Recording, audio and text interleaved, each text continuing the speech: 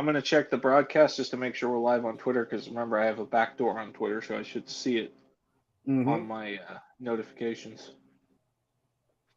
Yeah. If not, I'll be So able to check your page. Hang on. here we go. Yep, it's there. Oh, I'm a scrolling. Mm-hmm. I'm a scrolling.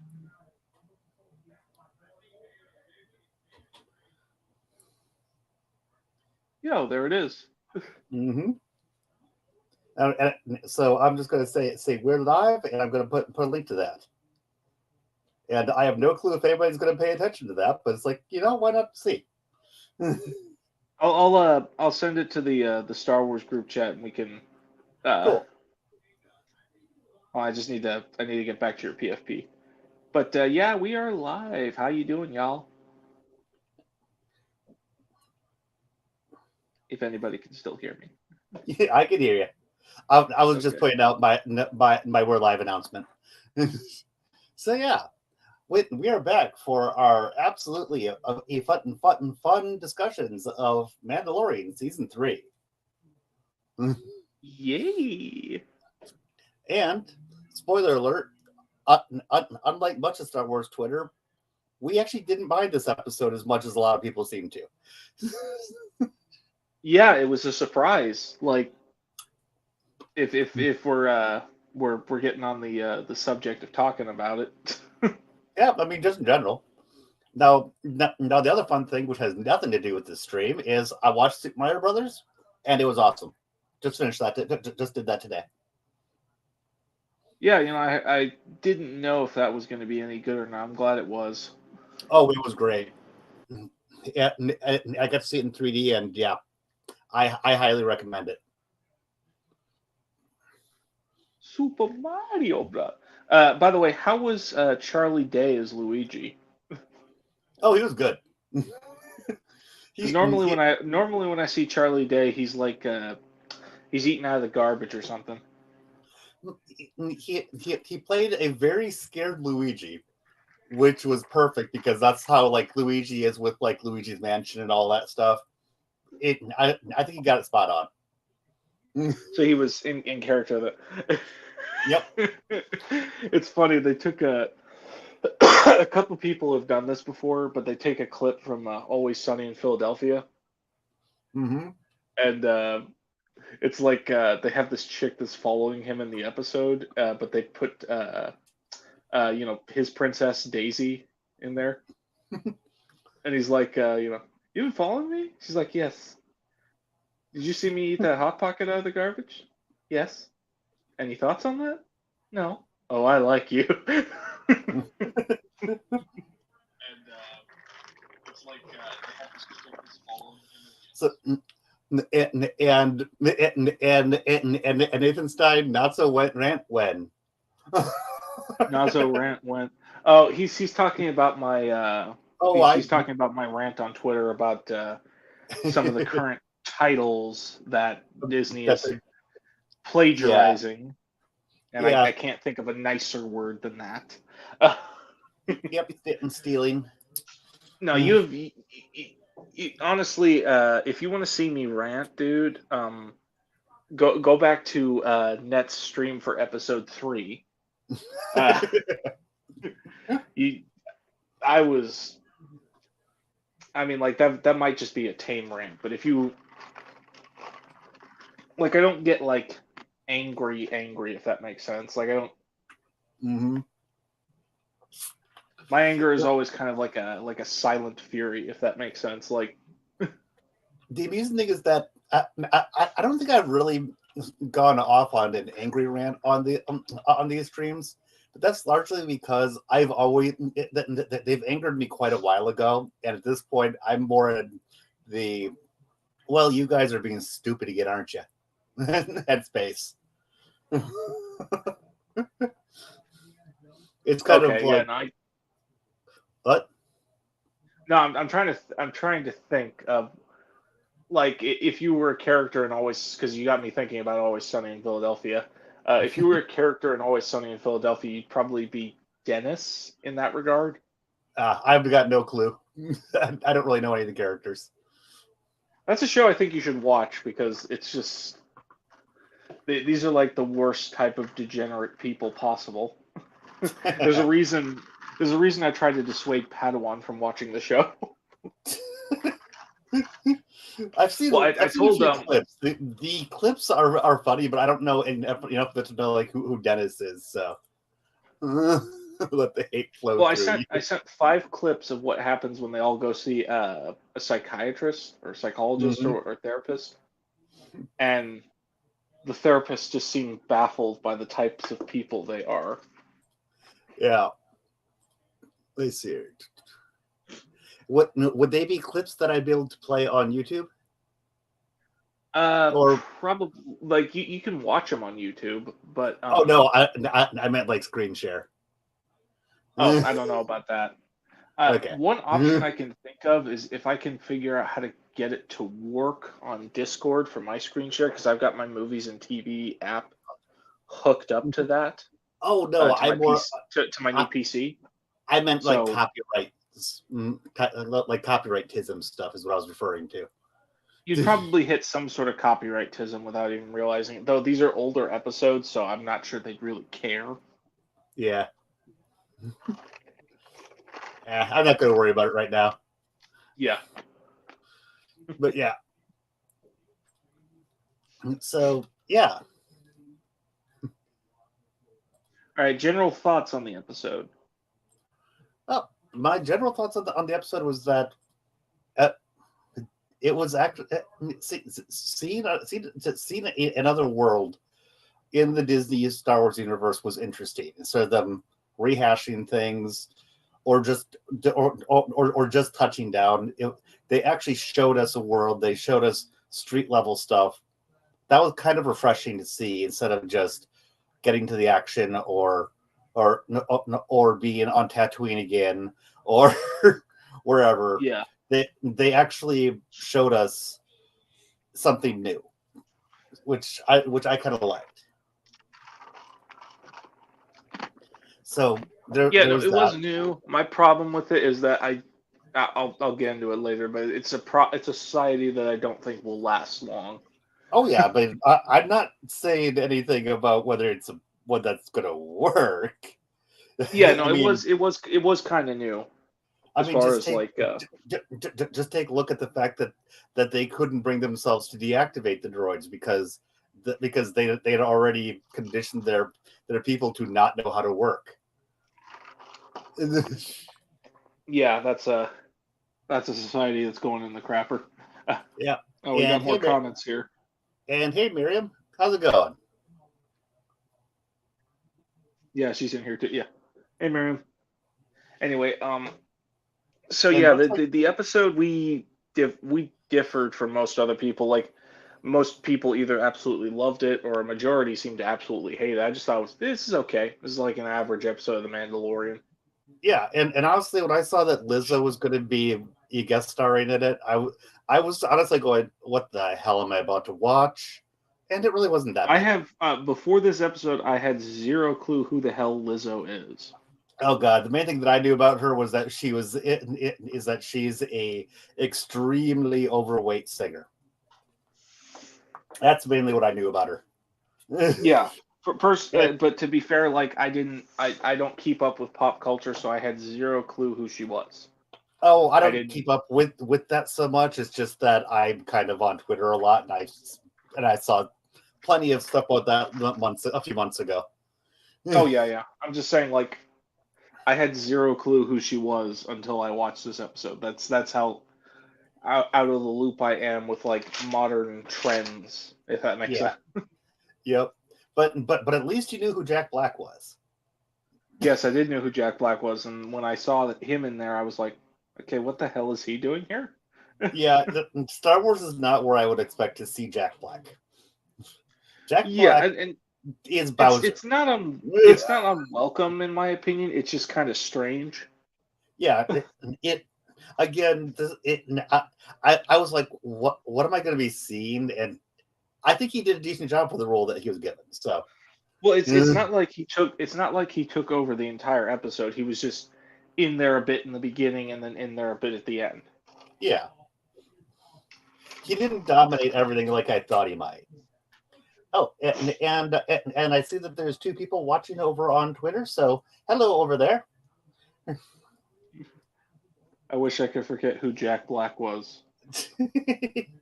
Not really. He made a lot of good movies in my childhood, so in that I actually regard, I it's the actually same. like Jack Black. It's just that when Jack It's the Black same way plays with Kevin. something, It's the same way with Kevin Smith. I think he cries too much, but he made some decent movies back in the day.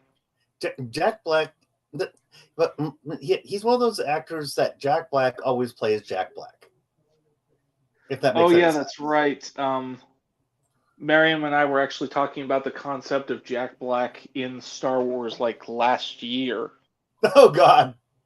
and lo and behold, it actually happened, and I'm like, oh, wow, okay. Mm-hmm. Yep, you caused it. That's crazy. And it's always I hard to say completely forgot about it until Miriam reminded me. I'm like, oh yeah, that's right. We did talk about that. Kevin Smith makes okay content, but man, is he insufferable. I seem to remember something by the name of Masters of the Universe Revelations. Yeah, the man is an asshole. The man destroys things that he touches. The man can go jump off a fucking cliff. I don't care. I don't say that about him. I just think he cries a little too much. But keep in mind, you're not the one that had his childhood violated by by Kevin Smith. Yeah. Yeah, he may be coming for you next. Maybe he'll make a film adaptation of Beast Wars that'll be complete garbage. So you never know. It may be an oddity. Yeah. I don't really care if it's an oddity or not. The man did it. Well, here's the thing. I hear the word woke thrown around a lot when it comes to certain content. Mm-hmm. And most of the time, even when something in Star Wars has a little bit of woke content, it's always subtle, under the grain. So it's not like, blast you in the face or anything like that. It's always like, it's never forceful, if that makes sense. Yeah. Kevin Smith's Masters of the Universe, there is zero subtlety there. It is like a foghorn in your face. And he intentionally made it to insult to insult the original fans. I mean, if it wasn't intentional, it was so amazingly coincidental that he managed to hit every note just right to be insulted. I don't think it was intentional, at least on his part. I just think he was kind of tone deaf when it came to. I say it was intentional because the amount of coincidences, the amount of things that would just had to line up just the right way is just astronomical. The odds are it was intentional. Otherwise, he wouldn't have hit so many beats. Well, I told you, my dad and I, we only made it past like the first episode of that show. We never. I watched all of it. You're a trooper, then. You really are. But no, Kevin Smith did make some decent movies back in the day. Like, he made a few decent movies, and he's one of the few. This is one of the few things where I can only separate what happened before from what happened later. I have a hard time separating the fact that he made Clerks, Mallrats, Dogma. Those are good movies, but I have a hard time going back and watching those, knowing what he did to Masters of the Universe. Well, you have to remember, it's like looking at two different Kevin Smiths, right? Oh yeah, I know. One before veganism, one before not. I dodged a bullet harder than Neo. The hell are you talking about? I think he's saying that by only watching the first episode. Oh yeah, probably. Mm-hmm. If anything, I just stopped one bullet, and I'm like, yeah, I'm not even gonna stick around for the rest to get shot at me. And by the way, they got my view for the first episode. The rest of the episodes I downloaded. No, they did not get to benefit from me hate watching. Nice. No, but and for anybody who wonders, actually, I might bring it up later, but but for people who are interested, who haven't seen it, this is one of the few times that I've scared some of my followers on Twitter because I went off into a very angry rant at Kevin Smith on Twitter. And I had some people going, "Are you okay?" And I was like, "Not really." I remember that time. Mm-hmm. No, that's kind of what Net's been doing with a lot of the Star Wars content. He's been sailing the seven seas. Quote Jack Sparrow: "Take what you can, give nothing back."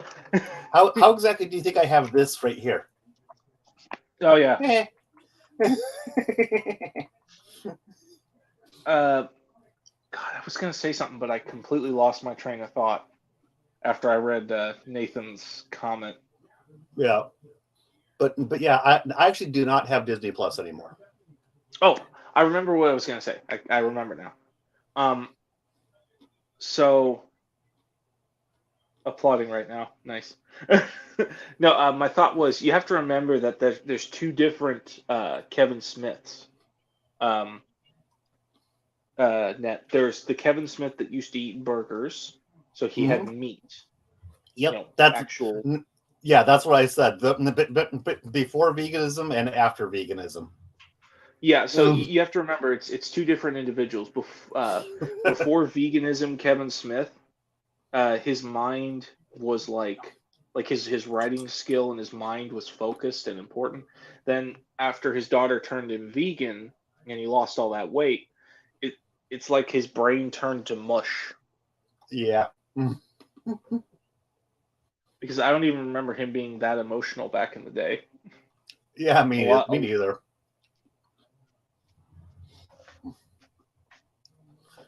So yeah. So let's talk about the episode before we get on another tangent. Yeah. So yeah, one thing that I noticed watching the what came before was that they were making sure that we remembered just how big of a badass Button Bo-Katan was, because they showed like everything with Bo. It's like, okay. Mind you, I skip the previously, so I don't I want to start like every episode with like a fresh take. I was like Because I watching know what happened in the previous seasons. I don't care about it. But the reason why I watched them is because because I really like seeing what they think is important to know for the upcoming episode, because it informs me on what on the mind space of the writers themselves. Oh yeah, that's why I watch. That's kind of why I skip it, because I don't want to understand the mind space of the writers, because their mind space is just space. It's empty. It's Sorry if that comes off as insulting to fans. I'm not trying to be. I'm just like. No, we've made comments about the hack jobs the writers are, but plenty of times for this. Yeah. Wouldn't be the first time. So all right. So get to the episode. Yep, which is the first scene of the episode right here. We open with the calamari ship. Well, actually, Korn, not calamari. Oh well, not calamari. Well, they're from calamari, so I guess Dak ship. Oh, point. I was thinking of the difference between the Korn and the Mon calamari, because you're right, they are from calamari, but. Well, remember they both live on the same world. Oh, I know, which is why I just clarified it between Mon calamari versus calamari. But the Korn race and the Mon calamari do not like each other as a general rule. Although this episode did give me a flashback to one of my favorite EU comics. Ah, cool. Or at least one of my favorite EU comic love stories. Mm-hmm. I kind of found this interesting because they have her in the tank, but nobody else is in the tank, and they're all Korn. So it's like, well, I guess this is the privilege of being the captain. You're able to be pampered the entire time. Well, if I'm thinking, what was it?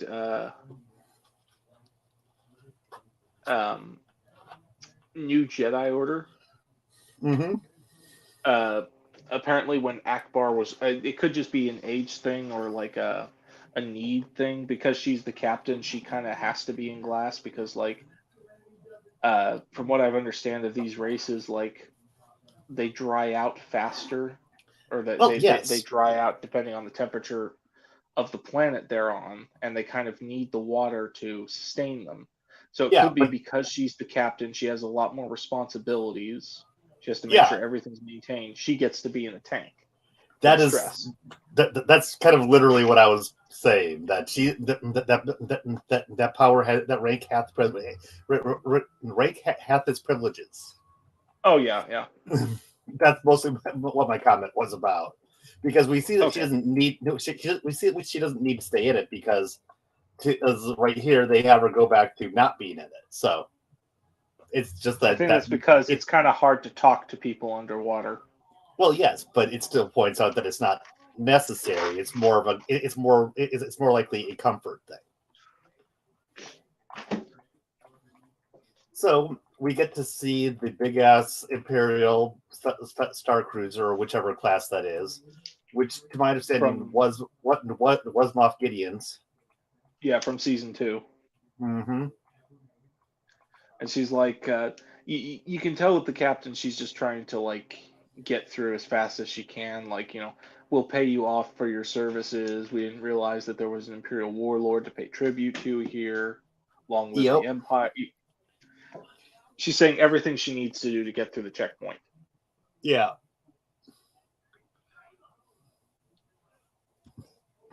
So yeah, it's like, oh crap, no, we're not Imperials.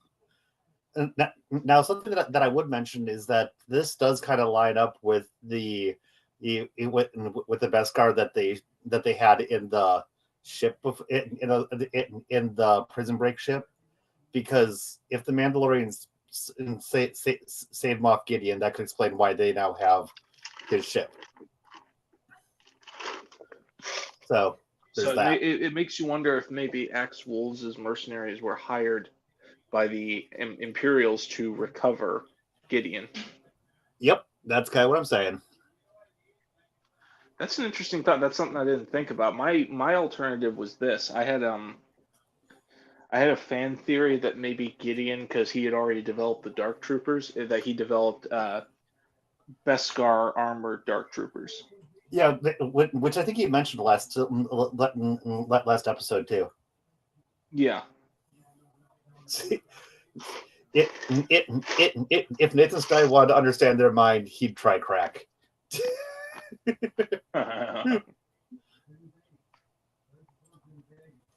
So yeah, it's too late for you to hire us.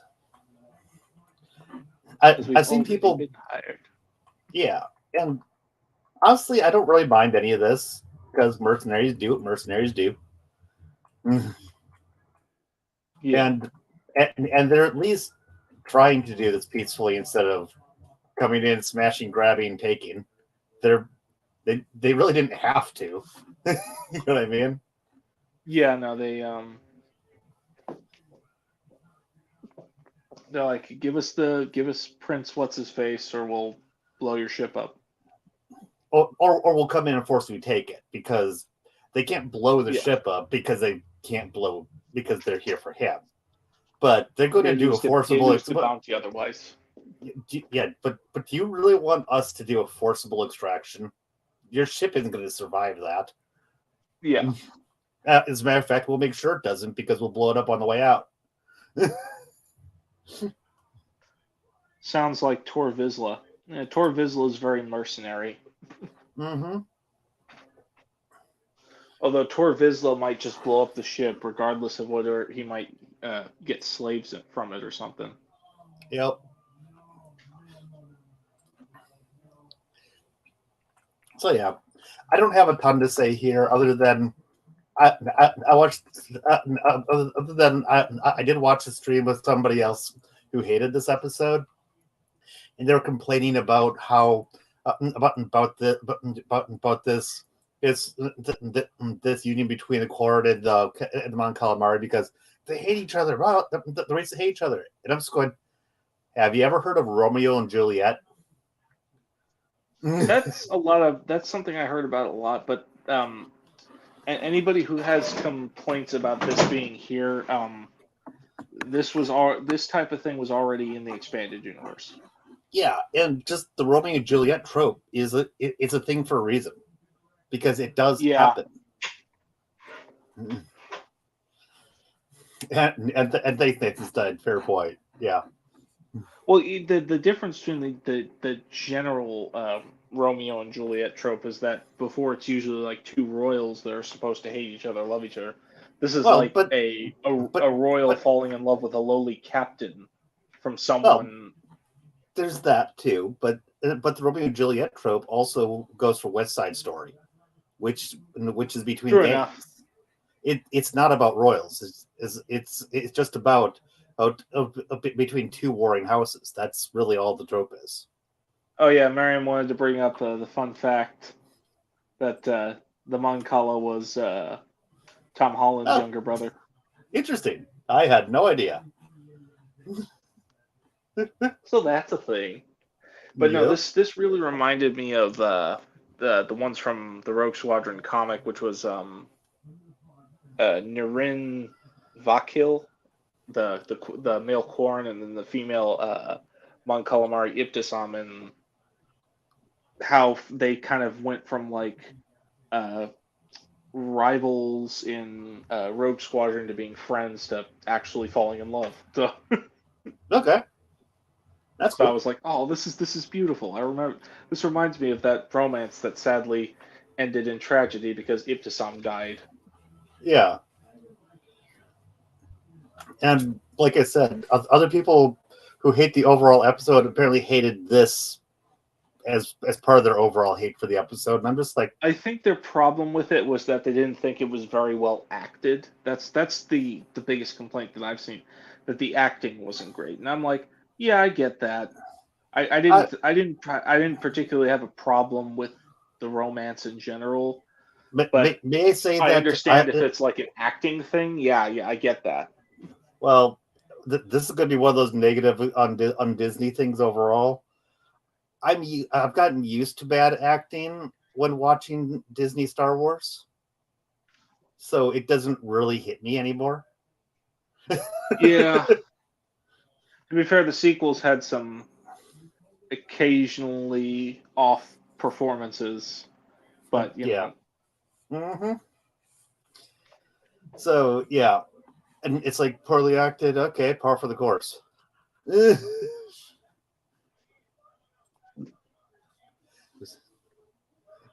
Is revolting Xeno. Yeah, I see your point now about West Side Story, because the Mon Calamari is like Tony and the Quarren is like Maria. Mm-hmm. It's actually been years since I've seen West Side Story. I only saw bits and pieces of it. Yeah, it's been a long time since I've seen it, but West Side Story is basically just Romeo and Juliet between gangs. I would prefer that this love story and more like Grease. Yeah. So yeah, and don't really have that much of a problem with this scene. I think we're pretty much on the same page with that.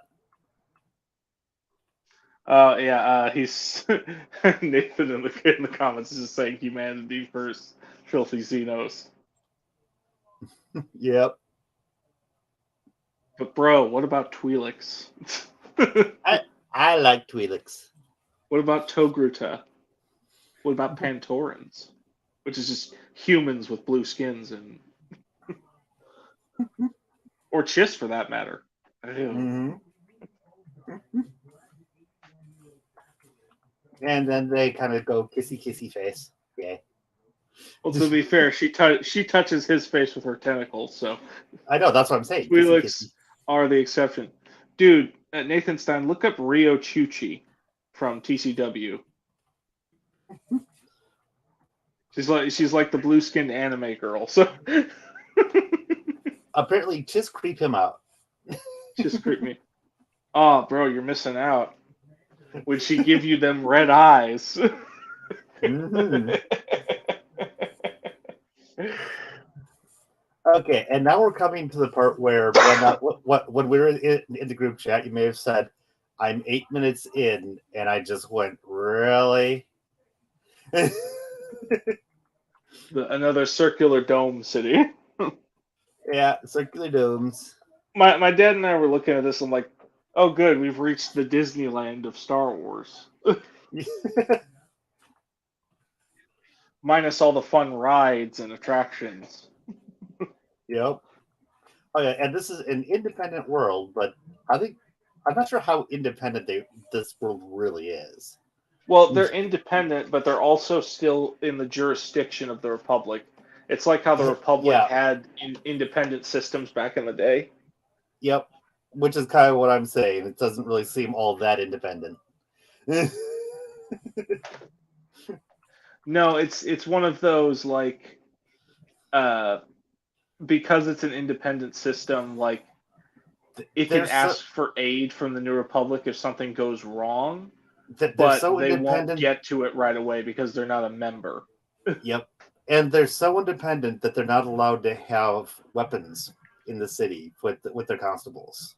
That's Their how guests independent can have they are. weapons.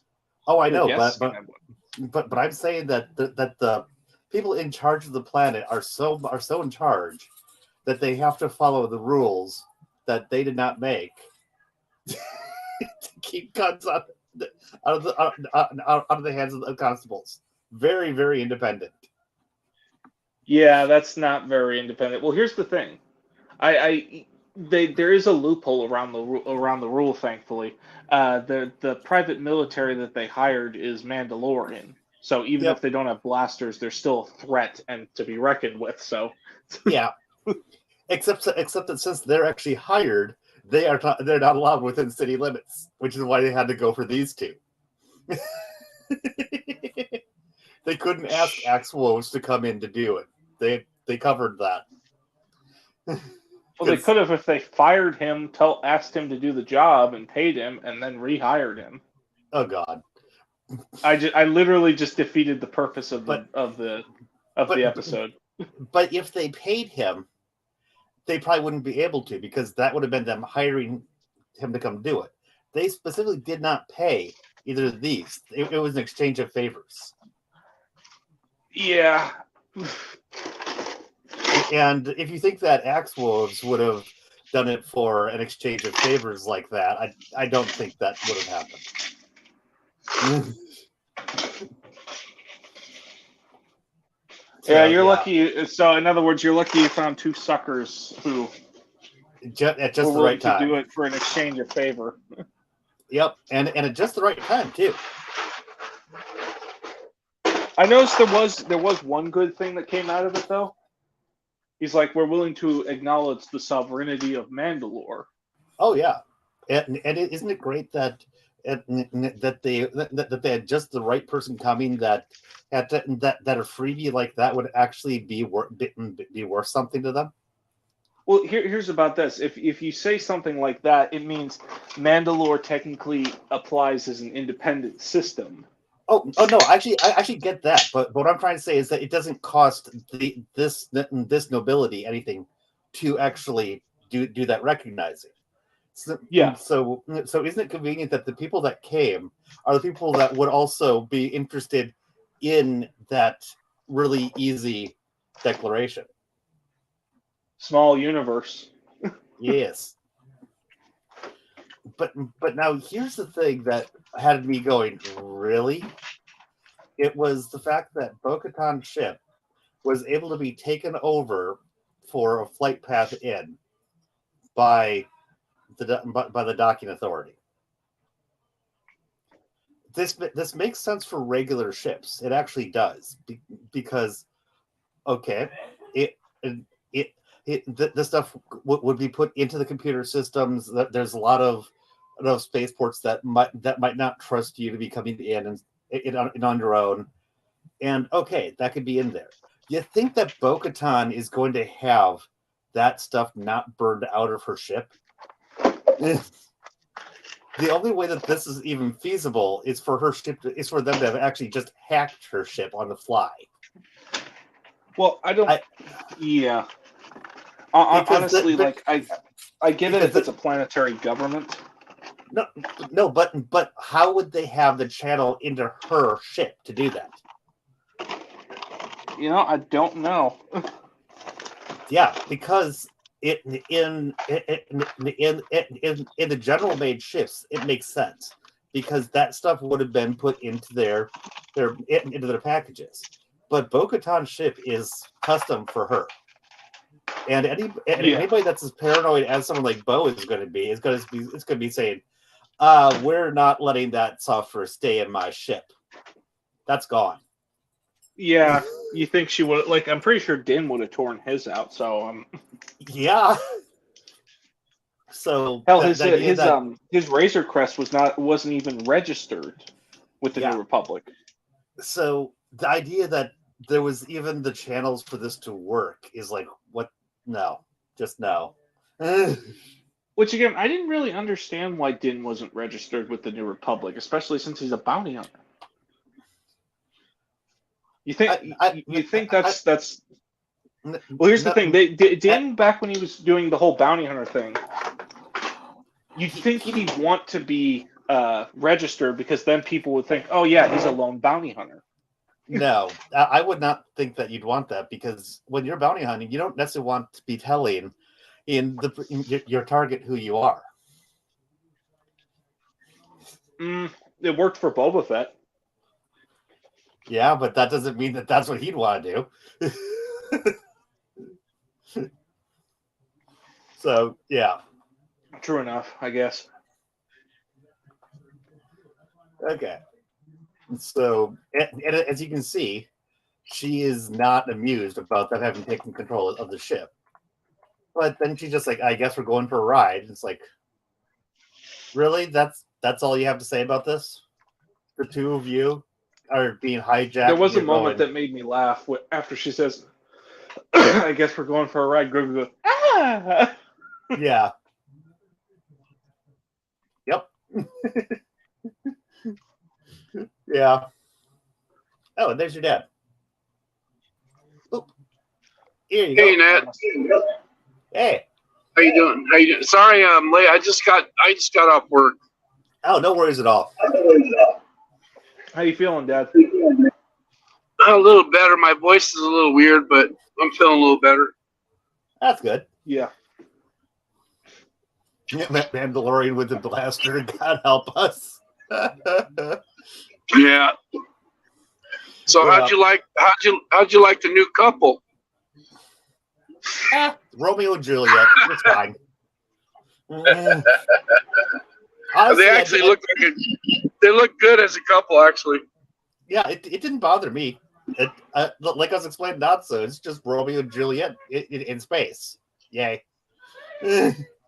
For pretty much. For all the people that seemed upset by it, it's just why upset? It's nothing great. I thought it was why funny. Is it a bad thing? I thought it was funny that people did get that upset about it. Yeah, I don't get it.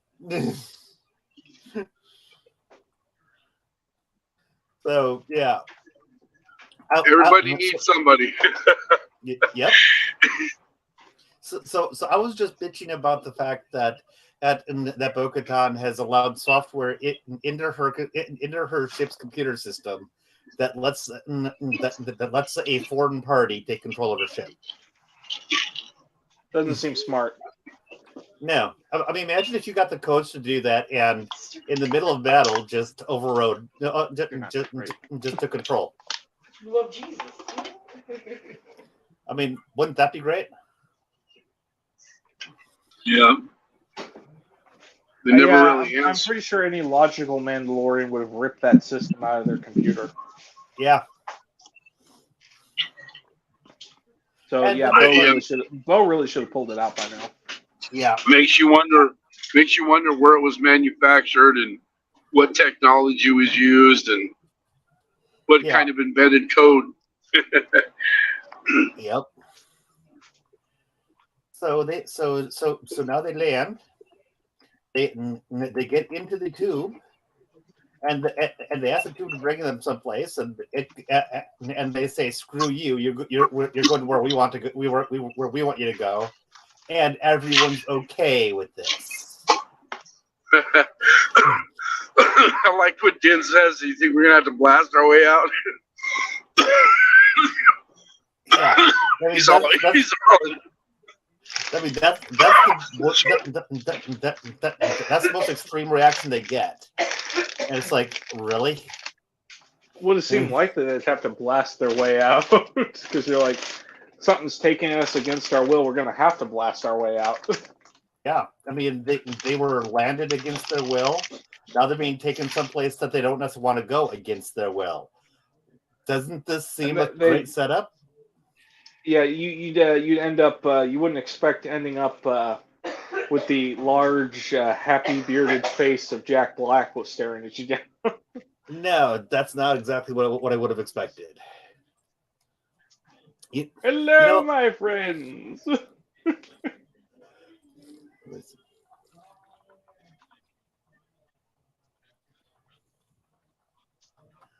Oh, excuse me. What's that? Dang. What's by saying it's saying and we're okay with this is something that I've heard before in kind of that tone, and I was seeing if I could find a video with that. Just and like we're okay with this. Yeah, like other people have reaction clips that they put in. I might need to find something like that for and we're okay with this. But yeah, you should take that clip of the dog being in the kitchen. It's on fire, and the dog says, "This is fine." Yes. Your presence has been requested by leader of planetary democracy. Please do not attempt to leave the vehicle. This is not a request. It's like, I thought you said it was being requested, but that is not a request. Okay, then.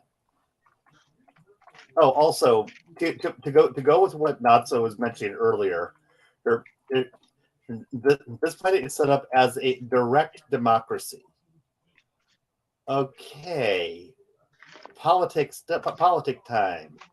Democracies, a direct democracy is mob rule, which is actually not as great of a thing as some people think.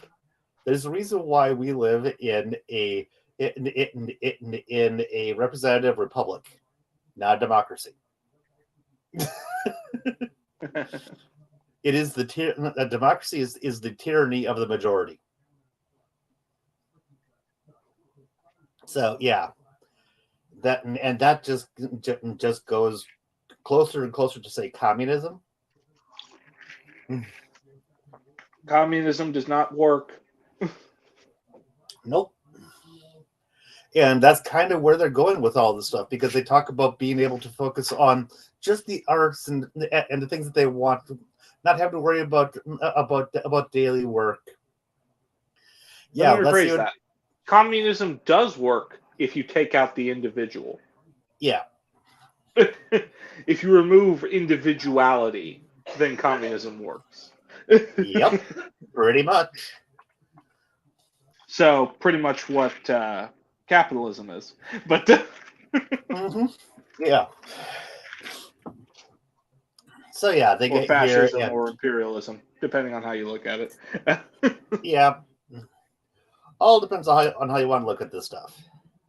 But yeah. My problem with this government, my problem with this government, and this is the core problem I have with the way they set up this government, like, everybody's lazy.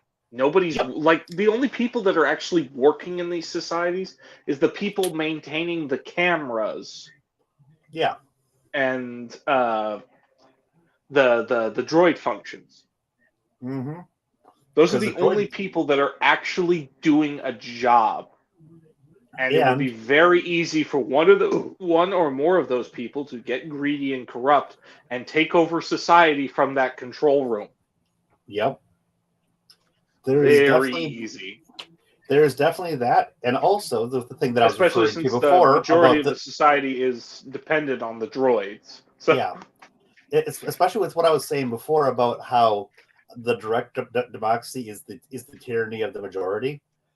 They kept on basically voting to keep the droids doing all their work for them, even when problems were coming up with it. So that majority was voting to keep the underclass. Basically slaves. Pretty much. Mm-hmm.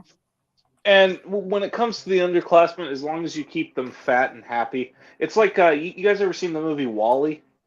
Oh yeah. Like how the captains and the populace just got fatter and fatter because the machines. They got fatter and lazier because the machines were doing everything. Yep. Wall-E. Like the robots were doing everything for these people. These people couldn't even walk anymore. And I'm like, that's kind of where this society is heading. And if the machines crash and die, you know, let's say hypothetically, on the off chance nobody in the control room gets greedy, the off chance that happens. Mm-hmm. If your machines, if something happens that causes your machines to crash and die, you are not going to know how to get food, how to build damaged things, because you're too stupid to understand. You won't know how to fix a toilet. You won't know how to fix a sink. You won't know how to fix a refrigerator or a light fixture. Yeah. It's like Idiocracy, but really super fat. Yep. Okay, so yeah, mix Wall-E with Idiocracy. Yeah. And I really need to watch Idiocracy again soon. No, you should watch, because it is classic. No, precisely where society is going if we don't start becoming individuals and using our fucking brains. Not so. I said that I need to watch it again. I have seen it multiple times. Oh, okay, you have seen it. Okay. Yeah, multiple times. Then I greet you with a very happy welcome to Costco. I love you. Yep. It's been a few years, but I've seen it and it's a great movie. I went to law school here. Remember this one? Remember this one? Carl's Jr. Fuck you. I'm eating. Degraded to that level. Electrolytes. Fuck you. I'm eating. Electrolytes. It's what your body needs, which is why they use electrolytes. Is what plants crave. Yeah. My mom's favorite moment from that movie, by the way, and I love it as well, is Justin Long's character. He's only in there for like 10 minutes or something. He plays a guy named Dr. Lexus. And literally his diagnosis for the main character, Luke Wilson, for anybody who hasn't seen the movie, he goes, not to be a dick or nothing, but it says here on your chart that you fucked up. You talk like a fag, and your shit's all retarded. What I do is just like, you know what I mean? Like the total stoner idiot is a doctor, and he literally says like, don't worry, Scrub. Lots of tards are living really kick-ass lives. My first wife was tarded. She's a pilot now.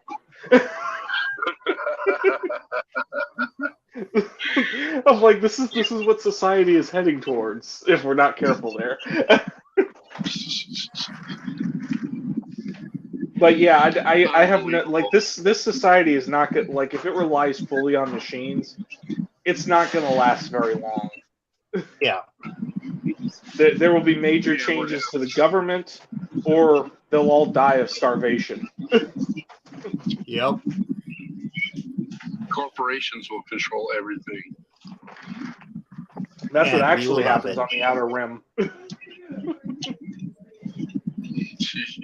And no, anybody that's read like the Jude Watson books, or even like the first of the Darth Bane trilogy, knows like how well corporations treat their employees. Oh yeah. Mm-hmm. Especially the Outer Rim Corporation. Jack Black's mustache and beard makes me laugh so hard. Someone said that this was an homage to the original Marvel run. Like they had designs for bearded characters like Crimson Jack, where it had like that kind of like twirly beard look. Okay. So, like a particular artist that did it. So kudos to that, I guess. And he probably make a good Warlord Zinj with a curly mustache. Oh yeah, that's something Dad and I were discussing. That we thought Jack Black might make a great Warlord Zinj. That could work. He trimmed the beard back and just had like the twirly mustache. I'm like, yeah, I could see him in the role. Mm-hmm. Yeah. And honestly, I didn't find either Lizzo or Jack Black to be as cringe in Star Wars as I was expecting. I heard they were going to be here. Is Dad on the phone with you? Yeah. Is he okay? Yeah, he's on the stream. He's okay. Is he on his way home? Yeah, he's on his way. Oh, okay.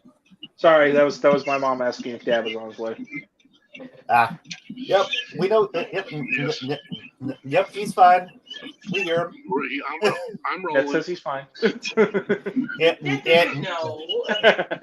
And I can tell he's in motion by all the sounds I'm hearing in the background. He says he's in motion, like he's driving by all the sounds. Yeah. Yep. I actually lowered getting his mic, by the way, which is why it's not killing my ears That makes anymore. sense, which is why we're not getting a lot of feedback, but we're still hearing him. Because it was hurting my ears, so I went and adjusted the mic. Yeah, I'm glad it worked. Then I'm glad that works. Yeah, because I really hate muting you because I don't want you not to be able to jump in when you want to say something. Yeah, well, that's kind of the problem with when my dad's on the road. Obviously, is the background noises. But if you can, to be honest with you, I kind of like it because again, you've got his volume lowered to the point where we don't have to hear the annoying background sounds, but we can still hear him loud and clear. Yep. So basically, as I do this streaming stuff, I'm actually getting better with the environment and being able to modify the stuff to make this work. Nice. That's pretty cool. Nice. Mm-hmm. You're becoming a producer. Yes. There are some people that have other people being the producer for their stuff. You don't. I'm just doing it. I'm just doing it myself. My mom's talking about don't make me join the stream. I'm like, you don't have the link. I can get it. Yes, you're wearing many hats, Ned. You're wearing many hats. Yep.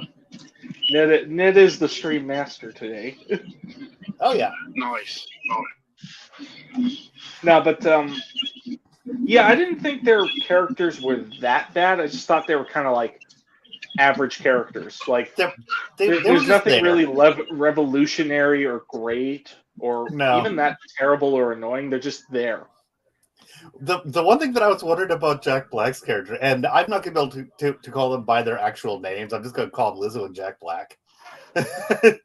But I don't think their character names were worth remembering either. No, but for Jack Black, I actually had the thought. I wonder if he got brainwashed or not. You mean if he was one of those people that the New Republic like mind wiped to be a good person? Yes, exactly. Because he seems a bit spacey. Yeah, he kind of does. Not really all there. He was probably a scientist that developed like bioweapons before he got mind wiped. That is a good point because he was so pleasant, and usually Empire people aren't. Yeah. I didn't even think about that. Jeez. It's kind of terrifying if they made Jack like if Jack Black could have been like a toxin making tyrant. A couple minutes in the brainwashing machine, he's yeah. And yeah, Miriam, I didn't have a problem with their characters either. Remember, it's not a hate or love situation. It's just they're just kind of there. Yeah. So yeah. Oh, they're able to help build Plaisir 15. Is that like rebuilding COVID-19? or maybe it's Pfizer 15. Careful, you're gonna upset the government overlords. hey, I have not said that it didn't exist. I have not said anything bad about vaccines. I have not said any of the things I'm not allowed to say. I'm just doing plays on words. You hear that, YouTube? I'm not saying anything I'm not supposed to say. Yeah. But honestly, when I saw Plaisir 15 in the subtitle, I actually saw Pfizer for a moment when I watched it. And I just had to do a double take. It's like, oh, okay, it's not Pfizer. Okay. Because that really did have me do a double take. Because it does almost look like Pfizer, and then there was the Dash 15, which reminded me of the other thing that's Dash 19. So those things together.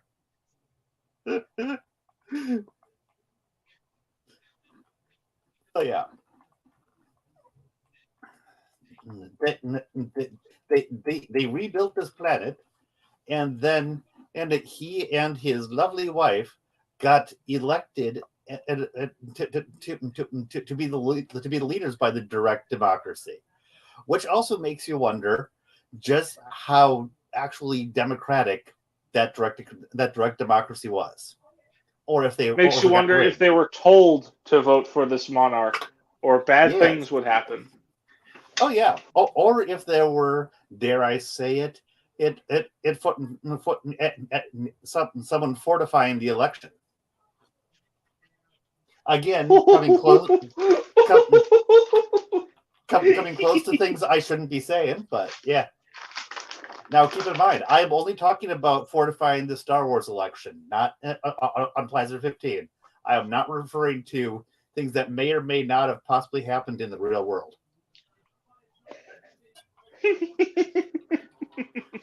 What? I don't have any spicy opinions. I tend not to talk about. I know, it just makes me chuckle. Yeah. And the fact that I'm actually kind of coming out and saying some of it. Vaguely. Yes. Keep in mind, I'm completely sober right now, so. But just seeing some of the stuff in this episode is making me think of some of the real world stuff. I believe it. And of course, she has to want to hold the baby. And the way she gets the baby to come is this here. Treating him like a dog.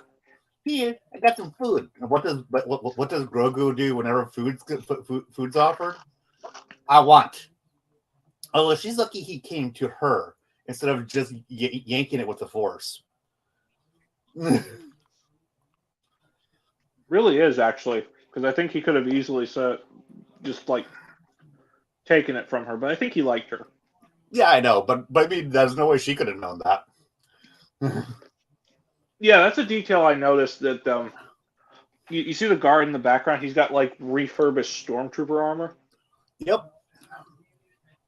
Yeah. Miriam says it reminds her of like the 2003 Clone Wars cartoon Obi-Wan, and I have to admit, it kind of does. Yeah, it kind of does. Yeah. And I actually think that's a cool use for refurbished stormtrooper armors, to make it like the armor of your protected guards. Mm-hmm.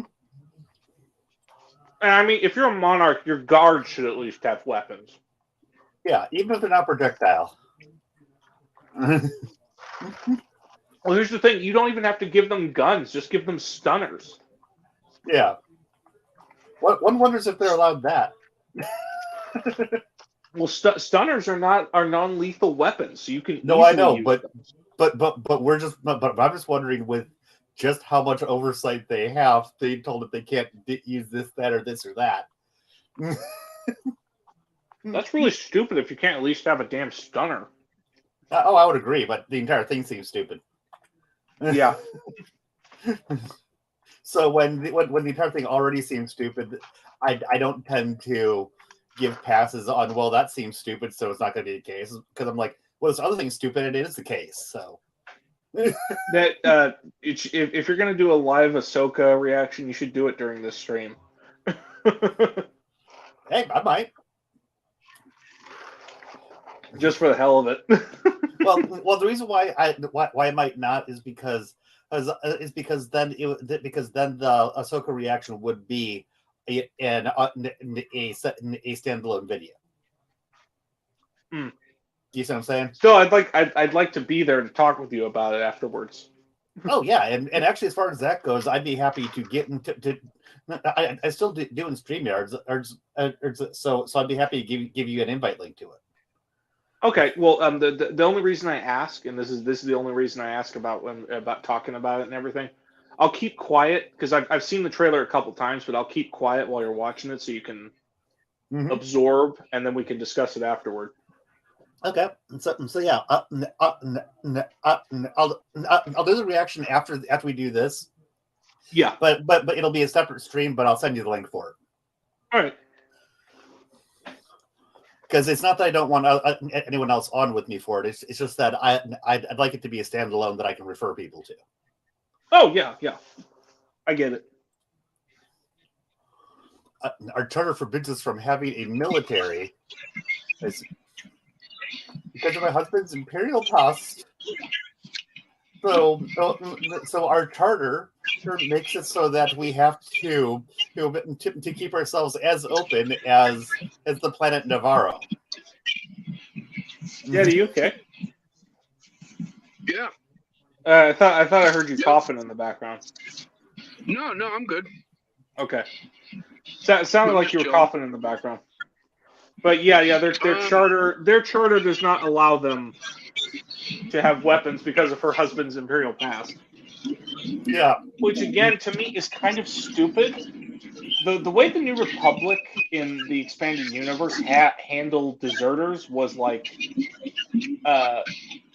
in exchange for intel, they would give them a job. Yep. Like you remember? I'm not sure if you checked this. I highly recommend you check it out. In the Star Wars Rogue Squadron comics, they capture Baron Suntir Fel, or rather, he surrenders to them. They question where he's been and what he's been doing. And after he tells them his story, he's like, yeah, the Empire's not what it used to be. Things are getting worse. I need to protect the people I love. Can you guys help me?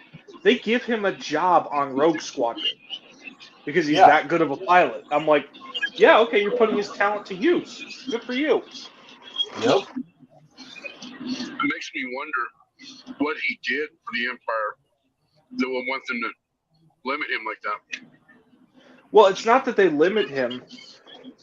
He was actually one of the few people that served the Empire that managed to stay good, if that makes sense. Like, yeah, he was kind of like Thrawn in that sense, where like he did his job, but he actually believed in the Imperial Order as an actual good thing. And Yusanai Isard actually tried to make a pass at him.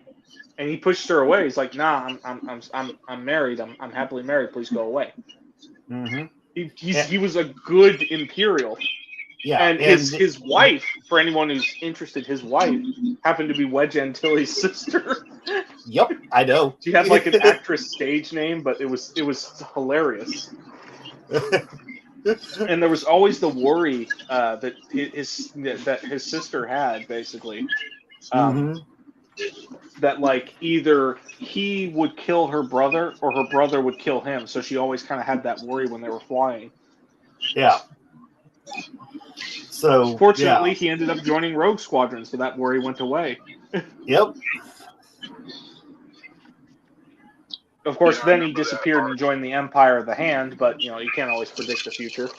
Oh yeah. So now we have we have them describing the problem, which is basically, well, there's various droids that are going out of hand,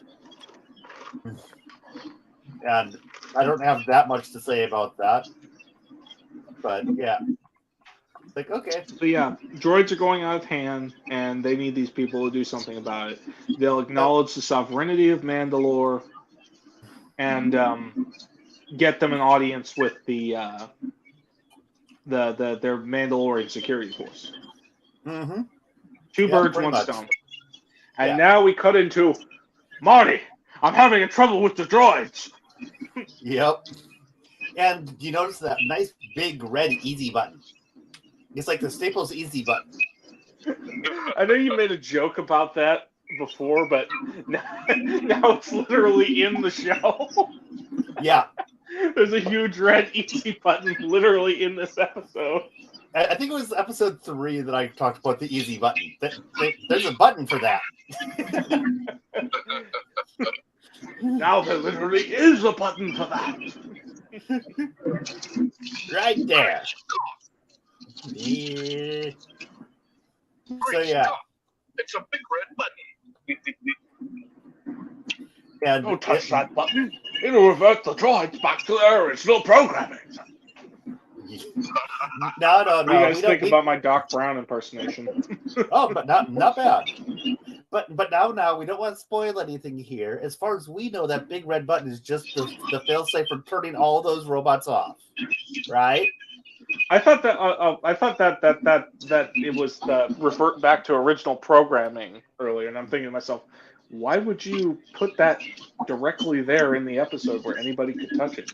Yeah, but they're saying at this point that that's the failsafe that actually will shut them all down.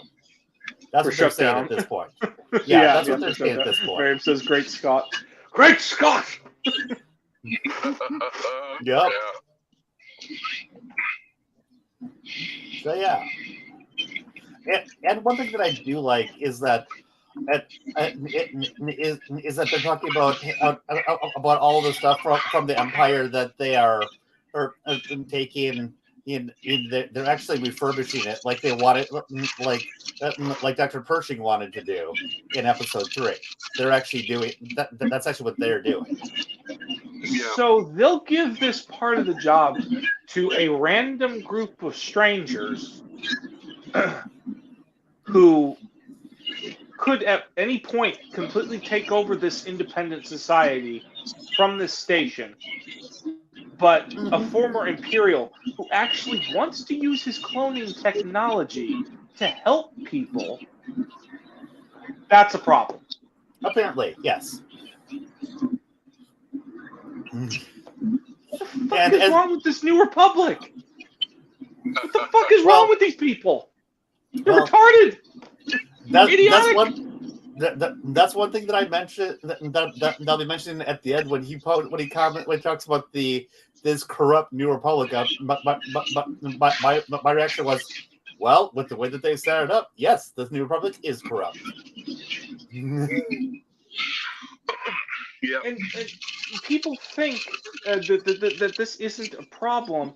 What about in the sequel era when they try to reestablish a New Republic? That's as easily corruptible as this one. Yep. Yeah. You don't learn your. If they didn't learn their lesson the last time, what makes you think they're going to learn their lesson this time? This time we'll do it right. Yeah, huh? Sure. Mm-hmm. Yeah, of course. Yeah, sure. Bullshit. Yeah. That's the definition of insanity, is doing the same thing over and over again, expecting a different result. Yep. The New Republic in the EU was actually different. They actually tried. They tried to make it a good functioning government. Now, you had your hiccups along the way. Borskfalia. Borsk. I hated him, but it was the every time he talks in one of the books, I'm like, oh my god, dude, shut the fuck up. But the thing that was great about Borskfalia is that, and when I say I hated him, it's like the hate for Joffrey in Game of Thrones. You love to hate him. He is a great character, and when you say you hate him, you're not saying that you hate the character. He's like Kai Lang in Mass Effect. Yes. You hate his existence. You want something terrible to happen to him. but he's such a well-made character. Oh yeah, no, in that regard. Yeah. But that's kind of what I mean. When it comes to like people are like, oh yeah, this government. People were telling me on Twitter before, oh, the government's no different than the Empire. It's going to repeat the same mistakes. I'm like, and what makes you think the New Republic under people like Poe and Finn and Rey are going to do any fucking better? If that's your excuse. Yeah. What makes you think they aren't half the leaders that Han, Luke, and Leia were? Mhm. Right. What makes you think they're going to do any better? My ass, they'll do better. And Miriam, have a good night. Night, Miriam. May the force be with Have a you, good one. and may your studying go well. Yeah, please. Sorry about that rant there. I think I still got a little leftover rage in me from before. Oh, no problem. I just wanted to make sure to wish her It's a too good bad night. Nate's not here. He'd love to see how I'm coping now. Just tell him to go to about to 108. The 1 hour, well, even earlier than that, because like I was ranting for a bit there. Oh, true. Yeah. So yeah, now we get to see the Ugnaughts. Yeah. Now this was a good scene. The way Din spoke to the Ugnaughts. Yep. And one thing to keep in mind is when they say that they're not malfunctioning, they were right. Yeah, it was sabotage, obviously. Well, here's something interesting, and I picked up on this immediately. When Bo is being uncivil to the Ugnaughts, Din is civil.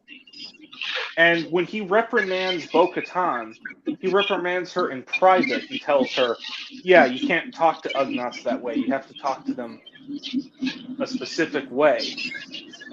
And then when Din releases his issue with droids, Bo-Katan reprimands him in public. Yep. And I'm thinking to myself, are you? What's the expression? Pot meet kettle? Yes. Yeah. So yeah, and of course, you're welcome, Miriam. Or let me use an expression that's used in current canon. That isn't the quack they're calling the stiffling slimy. Yep. But the thing that's gonna earn me some hate. What? And one of the things that I was thinking of here, though, was that with them saying that they aren't malfunctioning, it looks like they're just being like they're just getting upset that somebody might be criticizing them, but in fact they know that they aren't malfunctioning. They might not know the exact reason why it's happening, but they're like, no, that's not a malfunction. The whole exchange is basically Bo telling them, tell us what's going on with the droids really rudely, and then saying, oh yeah, no, I'm sorry for my friend. Please tell us what's going on. Yeah, but my point is that I think that they may actually have had a much better idea than they told them even after Din talked to them, because they actually told them that they didn't say where the old problems were. They said expect a problem around here. They actually knew where to send them for a new problem. Yeah. So I think that they knew something was up, but it's like we don't have a clear enough idea of what it is, and also they're like we know someone's sabotaging, but we don't know. Yeah, we don't know exactly who's sabotaging them. Yep. But we know where sabotage might be, considering how some of the droids have been behaving lately. Yeah.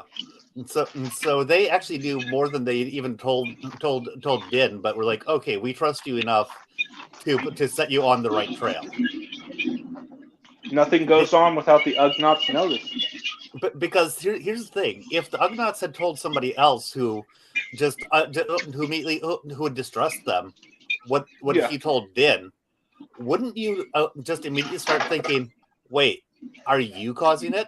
Because if you know where it might be happening, are you doing it? Yeah. So they wouldn't. So even if they had the info, they really couldn't tell it to just anybody. Yeah. Not even an investigator, I guess. Well, but that investigator, that's going to make the investigator think that they're the ones doing it.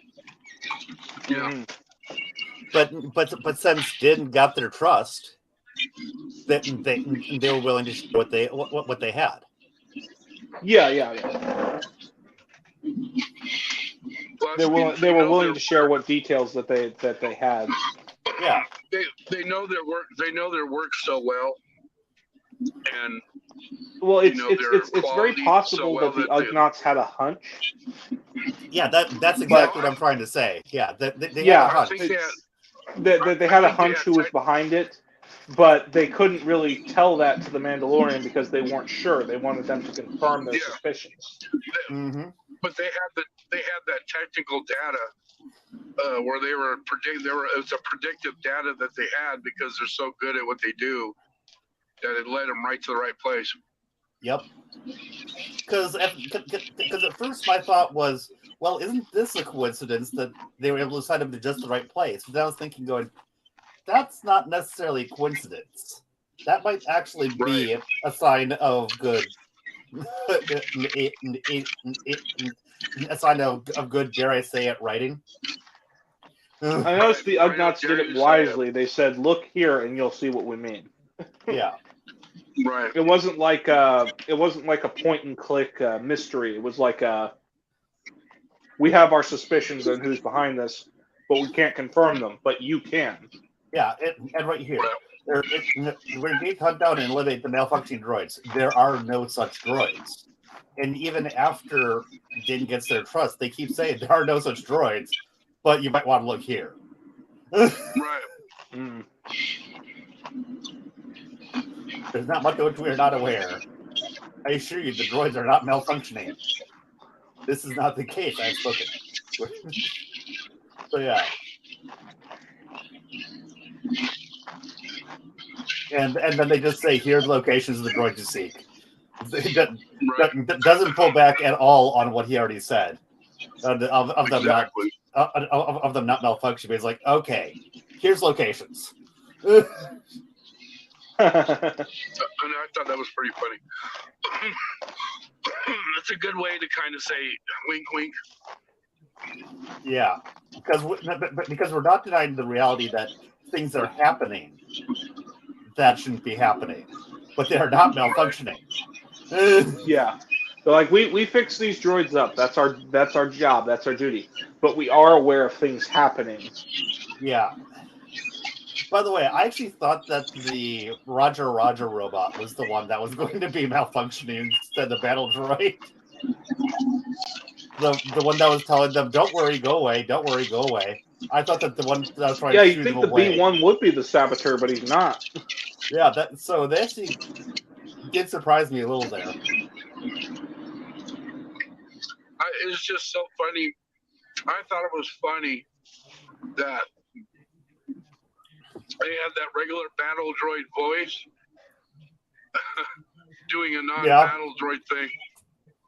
I laughed. Yeah.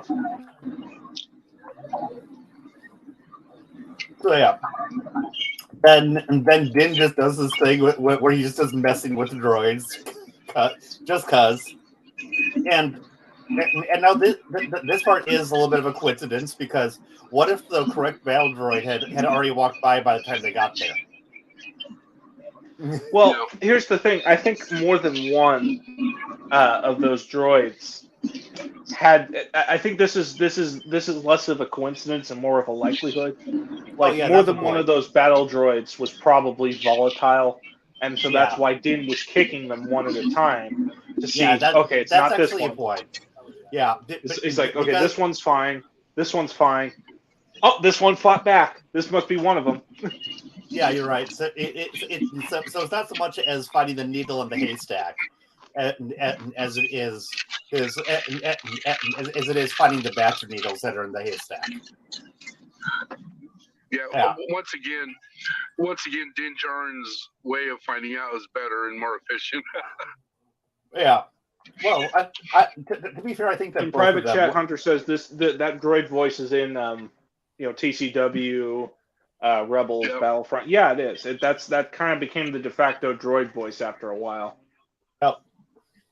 And it's weird. I kind of heard that same droid voice in a really old episode of the Colbert Report where they had George Lucas on at one time. Mm-hmm. So it's obviously that same actor, whoever it is.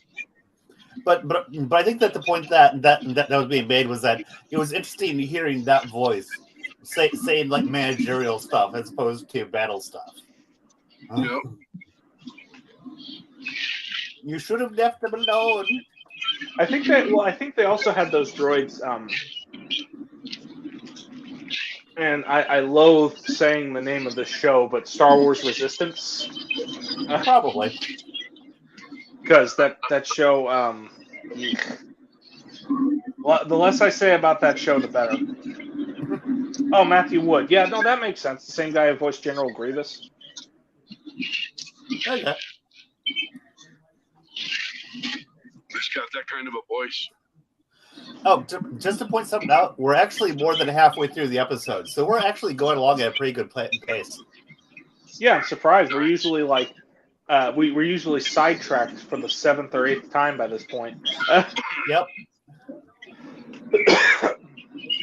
So, there's a whole Blade Runner style chase, and even has Din jumping through a window. Yeah. Now, I think probably the reason why we aren't as sidetracked in this one is that we actually aren't that upset with this one. Yeah, I was just gonna say that. Again, this whole episode felt like your run-of-the-mill Mandalorian episode. There was nothing in it that was like super offensive, but there was nothing in it that was like mind-blowingly cool. Like the last episode, you had that whole thing of excuse me, with the actual good fight sequence.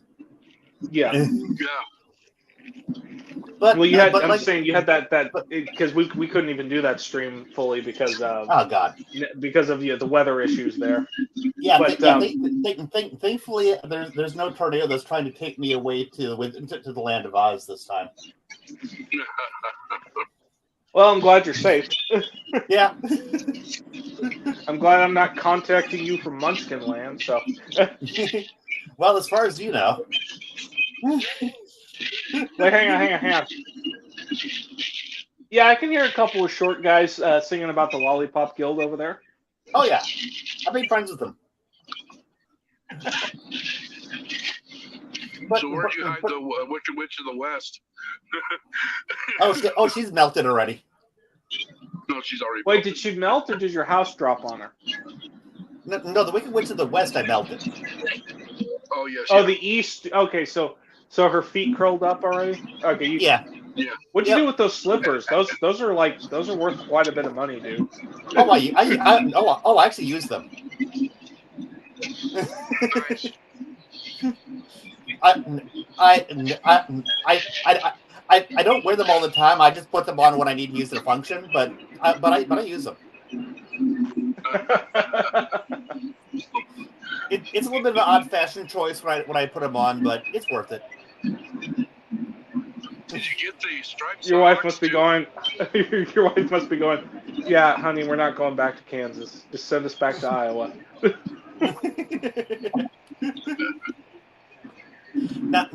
Now, what I would say here is that this is kind of what I was talking about that I liked about this episode, even though I agree that this society is going to die. I like the fact that they're actually showing us the actual ground level of the society. You know what I mean? Yeah, I'm surprised these people can actually walk. It must still be really early in its development. Hello, guys. Do you hear me? Yep, I hear you. We hear you, Hunter. Hey guys. Hey. I was just I was commenting like how when the droid ran away, it felt like when Ahsoka chased that maintenance droid in season 7. Mm-hmm. Like I know NetCat hasn't seen the Clone Wars that much, but like there's an Ahsoka walkabout arc in season 7, and she has to chase down some huge loader droids. Yeah. Okay. It's just like I recognize that droid. And then that chase was much longer than this one. Oh yeah.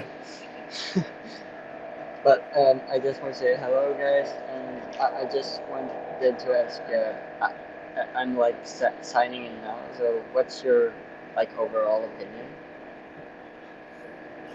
of the episode? Overall thoughts on the episode? Yeah. It's okay. It's your standard Mandalorian episode. It's Yeah, the middle of the road. It's middle of the road for Mandalorian, which honestly isn't a bad thing. Yeah. I look at middle of the road as average Mandalorian because most episodes are middle of the road episodes. So Yeah. they're not that terrible, but they're not that great either.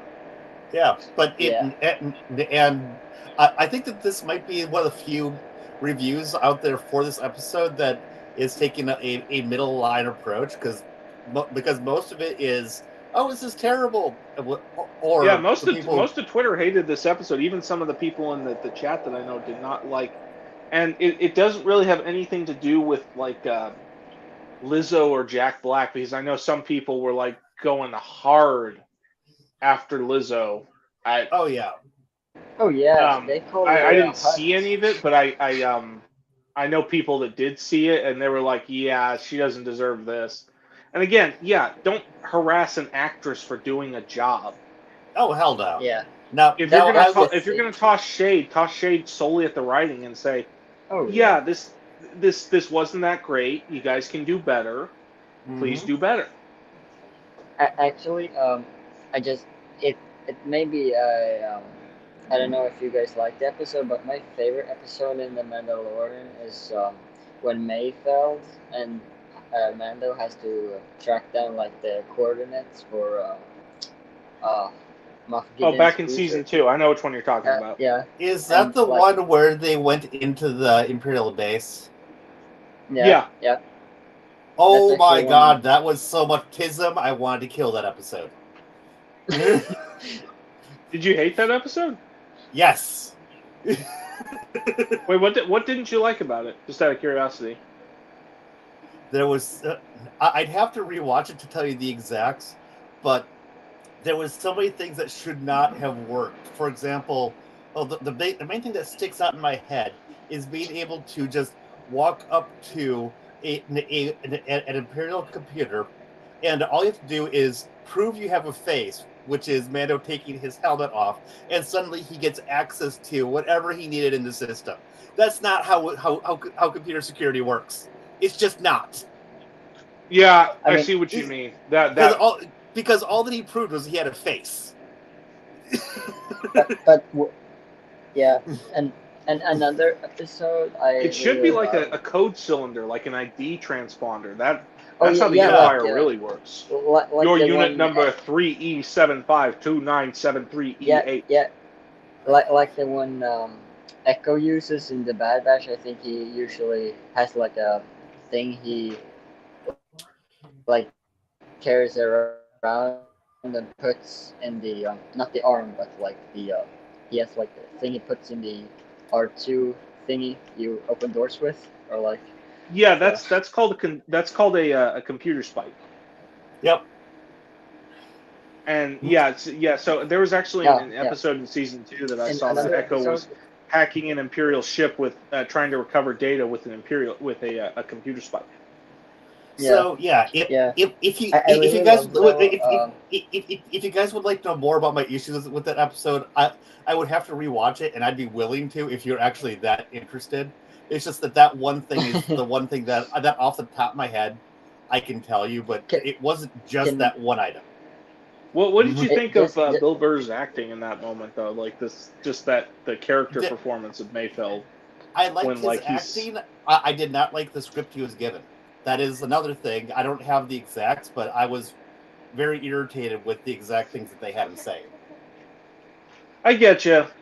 Personally, because it came off actually, here it is. He was talking about how he was so sick of seeing all of his brethren die, with his brethren being fellow Imperials, right?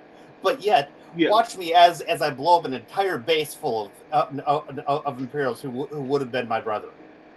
Yeah. Great. Yeah, I can kind of see the disconnect there. Yeah. So there was shit like that too, and there was it was thing after thing after thing. There was a lot of good acting in the episode, but the script writing, oh my fucking god. One thing I need since Disney took over, I really like the theme of this, but like imperial officers have to kill themselves if like they are captured or Like seppuku. interrogated. Yeah, like they have to like do this teeth. Yeah, What's it they called? have Like this device in their teeth it's almost like a yeah. cyanide tooth. Oh Yep, yeah, yep. yeah. And Yeah. it took me a minute to remember it, but that actually happened in Mando season 2 when Yeah. Bo-Katan and Din captured or tried to capture that Imperial cruiser that was Oh yeah, above them. the stolen fleet. Yeah. Yeah, and I didn't connect that with what happened in Bad Batch season 2. There was like an Yeah. officer and a clone trooper that did the same. By Oh the yeah, way, I think Hunter, something that's actually pretty funny is that at the last two people who told me their favorite episodes in Mandalorian overall is you and Miriam. And Miriam told me that that her favorite episode was the Prison Break episode, which was oh yeah, another yeah. one of which was another one of my breakout I hate it episodes. So the last Like, two people who told me what their favorite episodes are, I'm just looking and going, what? Are you talking about Andor? No, the Prison Break Mandalorian episode season in season 1 of Mandalorian. When Oh, that one. oh my god, that episode was so bad. My wife and I ended up e-fapping that thing. Actually, I liked it the first time, but I can after like a couple of rewatches, it kind of gets boring. Do you want to know Like why it's bad? That no, one I can or I specifically mean tell yes, you. yes. That one I can specifically tell you why it's bad. The reason why it's Right. bad is that they should never have even gotten to the prison ship, because the entire group that was planning to betray them kept on talking about trying to eat the baby, trying to do these things that were that were things that Mandalorian that Din Djarin should have taken such heavy offense to, that he would have gone, "Fuck this, I'm out," before they ever got to the prison ship. But what does he do? They get to the prison ship, and he leaves the baby with one of the people that was already antagonistic towards the baby. They Yeah. made they made Din Djarin into such a fucking moron in that episode. And then I hear I think people they tell just me made that him desperate, like he couldn't find any other jobs. But come on, Din, you could have found another job other than that. of course he could have. One This was doing a job for people that he thought were his friends. That's why he was doing that job, because he thought they were friends. And then I don't think he ever thought they were friends. I just think sorry, not friends, past allies, because they were former allies. I'll reword that. But with what he observed, he should have realized that they were no longer allies.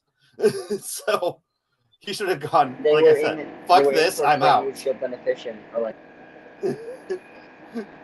because it was obvious that they were going to betray him before they betrayed him.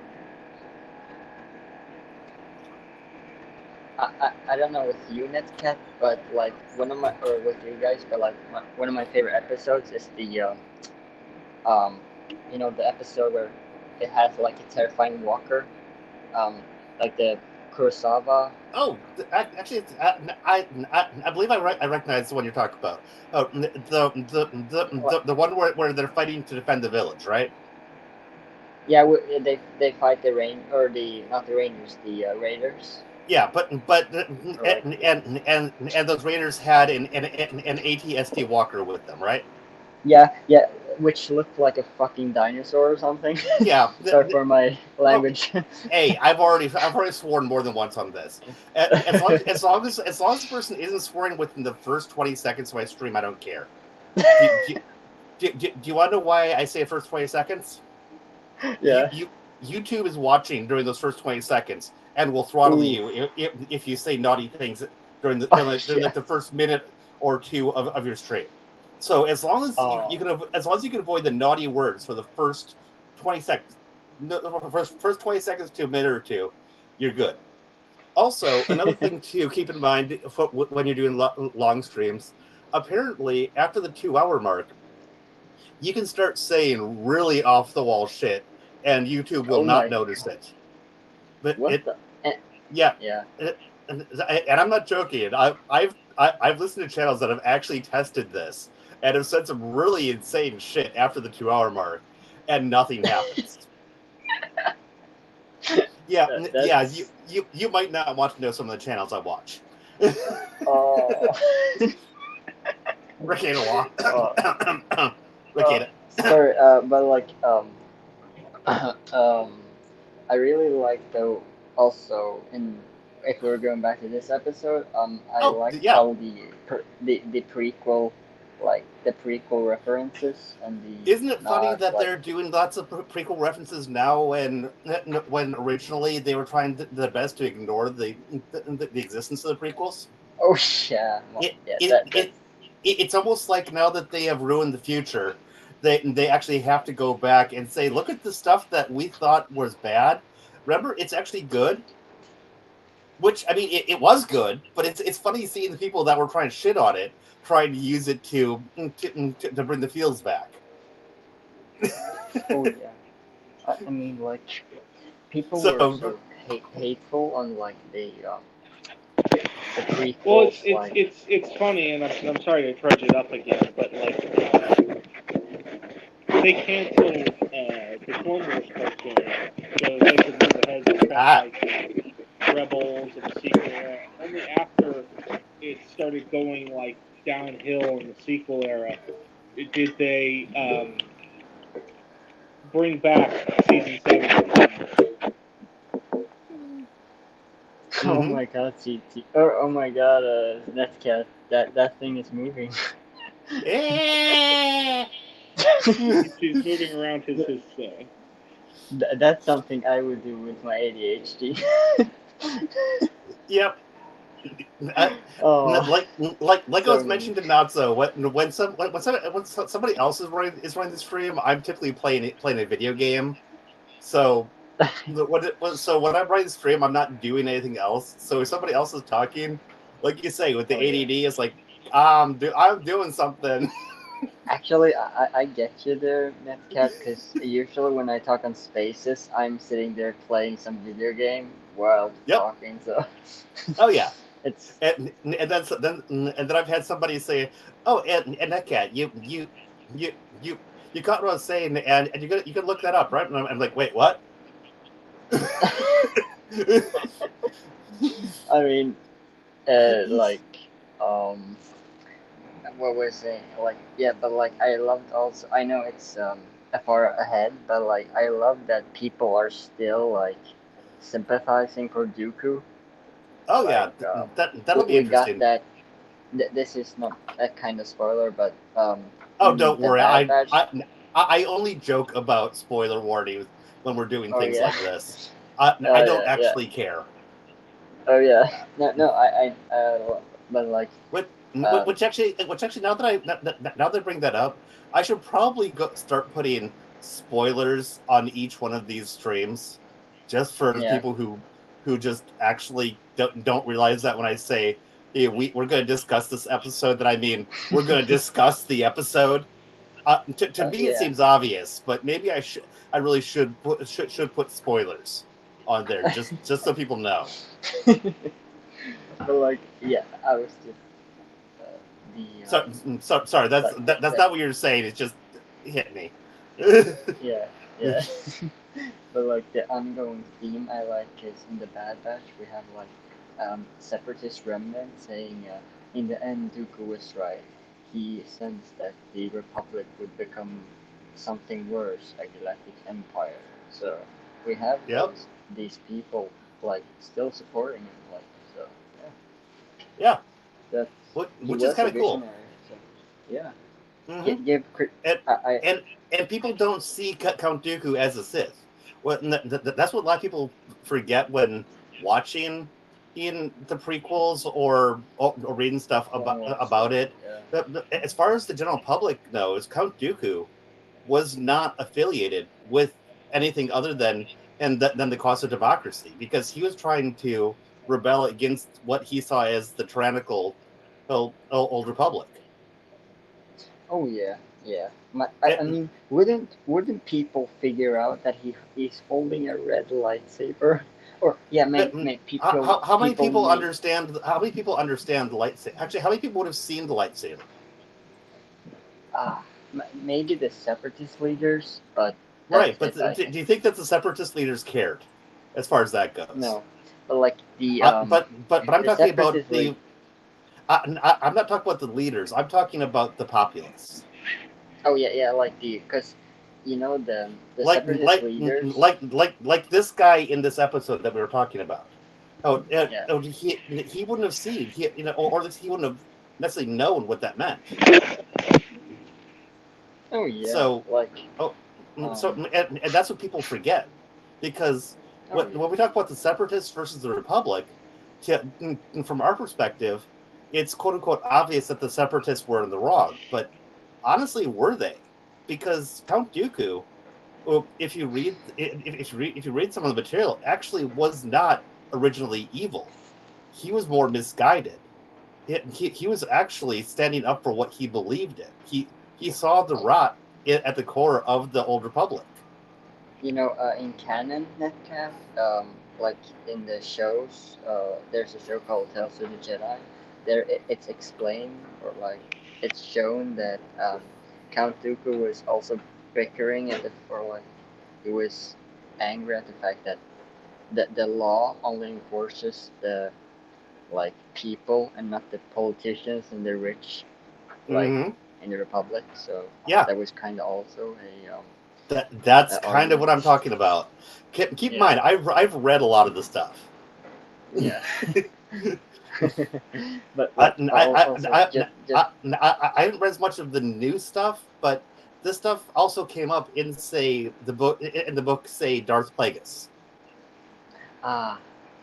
Which if you haven't read it, you should go read it. Is that the Legends one?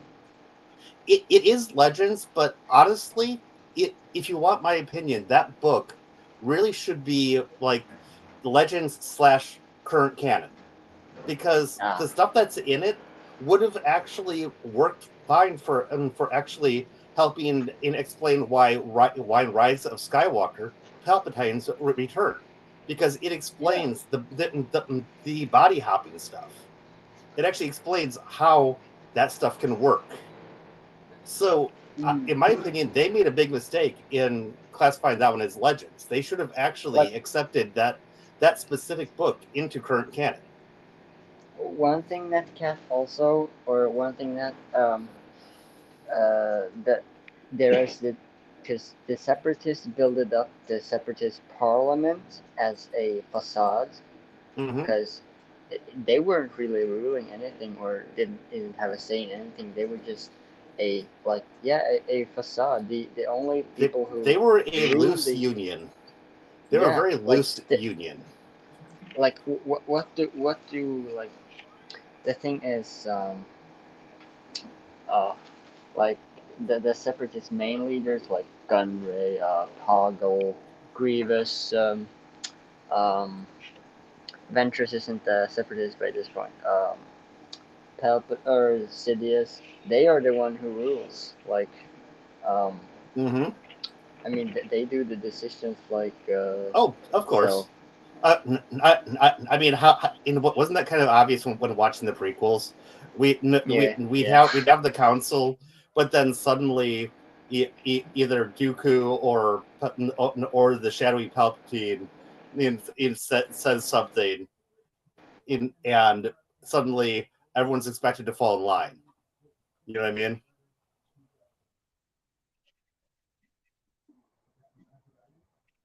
Hello? Still here. Okay. Just suddenly I lost all background noise, so I thought I might have lost everything. No, I'm guessing you probably lost Hunter. Yeah. I mean, he's still here, but that doesn't mean that he's here, if you know what I mean. Yeah.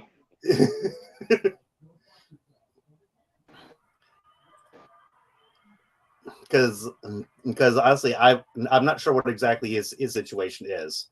So, because I know that he's on a road trip. So fun times with connections. Yeah, really. Connections are funny. Yeah.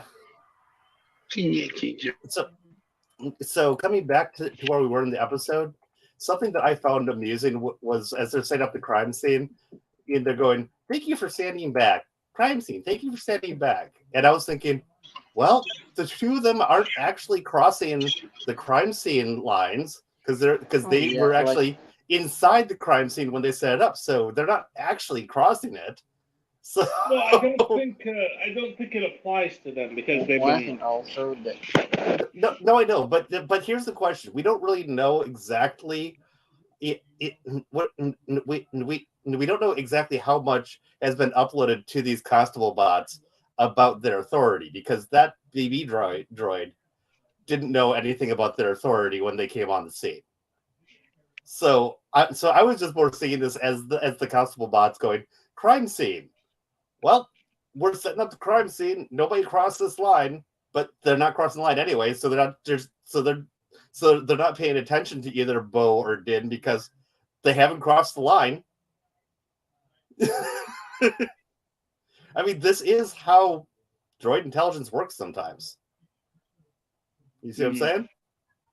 Yeah.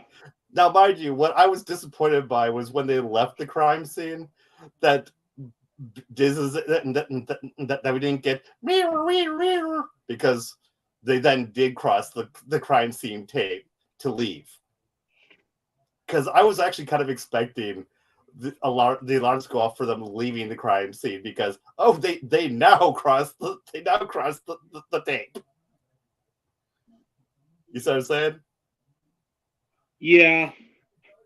It's kind of a missed opportunity in my opinion because they do like to get their humor, and that would have been a good beat for the humor that wouldn't have seemed out of place. It would have been like, okay, this is what happens when you have droid intelligence running things. Pretty much, yeah. I cut out there, but like I love the thing with like the B1 droid saying, "You shouldn't be doing that." you shouldn't have bothered them. That was priceless. Yeah. Oh. Now with them calling this a spark pad, I wasn't thrilled with them calling it a spark pad because at first I thought that when they called it a spark pad, I thought that meant that they found something out of place on it, like a patch that was sparking into it or something. When what they really mean is that this is a friggin' business card. You know what I mean? Because that's all this really is. It's a business card. Which is fine. I just don't think that the term for it was really well thought out because it gave a bad impression to me of what it is. Yeah. And admittedly, when they go to the resistor place, my initial reaction was like, really, we have a bar for droids? But honestly, one thing that I keep on trying to tell people, which I haven't recently because I've kind of stepped back from arguing with people about Star Wars because if I'm going to spur God about Star Wars, I'm going to do it on YouTube. I'm not going to. I don't really feel like doing it with yelling at people on Twitter anymore. But droids. Yeah, I kind of got tiresome after a while. But droids really are actual full-on artificial intelligent beings. That's part of what a droid is. So when people talk about their autonomy and how they shouldn't have autonomy, blah blah, I'm like, no, they actually are they actually are intelligent beings, not just AI. They are actually a form of intelligence. And if you're going to be having a society that relies on them like this, then they do need off time. They do need time to unwind themselves. I mean, they don't need it, but they're going to function better, just like humans are going to function better while working if they have downtime. Yeah. So this actually isn't a problem. The bigger problem that I had, which actually was fixed when they explained what the Nepenthe is typically droids aren't designed to have taste sensors. They're not really designed for drinking at an establishment. So like a nightclub makes sense to me, but a place where it looks like they're drinking does seem weird at first. But when they actually go, no, we don't drink like that, everyone has the same thing. It's Nepenthe, which is the thing that just keeps us running well. It's like, oh, okay. Can I just... well, I don't know can if I you mention- can. Can you? Can you? No, I can't. I can't. Sorry, No, this is my stream. I'm going to say that anyone who asks if they can mention something, I'm going to go, I don't know, can you? I Clearly a don't want to be joke, rude, yeah. rude, so yeah. But you're not used to my stream yet. yeah, I only been here 2 times, so yeah, I'll need to get used to it. But like, there's one, and when talking Star Wars bar scenes, there's one with Asajj Ventress like killing a man in the stomach, and then every pauses in the bar, like, oh shit, she killed someone, and then like 5 seconds later, they're just going back to drink. I mean that's like in Mos Eisley. They they have the thing with where Ben goes boom, cuts the guy's arms off, and then there's a pause in the music, then he goes right back to business as usual. Because now what I actually almost expected here, which didn't happen, which I think is good that it didn't happen because they didn't want the droids to be antagonistic here, but I almost expected we don't serve your kind here being told to the organics. That would be a great callback. Yeah, well, it's a callback I expected. It's a callback I'm glad they actually had the restraint not to do, because they. Really? Well, the reason why I say that is because they specifically wanted the bartender to be on their side.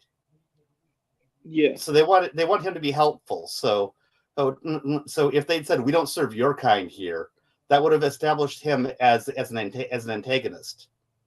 Until the threatening happened, then he would have been like, "Wait, we want to help." Right, but I'm saying that it would have established him as anti-organic. Yeah. Where they actually have him say, "We want the organics to be safe. If you guys live for such a short period, we want to help you," which actually establishes him as sympathetic to organics. So yeah, if was, they, but just give me a sec, because this is line of reasoning. This is the reason why I'm saying I'm glad that they had the restraint not to do the callback, because if they'd done the callback, it would have made his character inconsistent. Yeah. If they'd have had a random member of this bar be belligerent towards them and say, "We don't serve your kind here," that could have worked, but they wouldn't have had the authority to say, "We don't serve your kind here." So it still would not have been a good one, because it would have been in establishing the clientele as being antagonistic, which again goes against what they're trying to do here. So by doing that callback from really any of these characters, unless it came from somebody who was affected by the Bad Batch of Nepenthe, it would have tainted their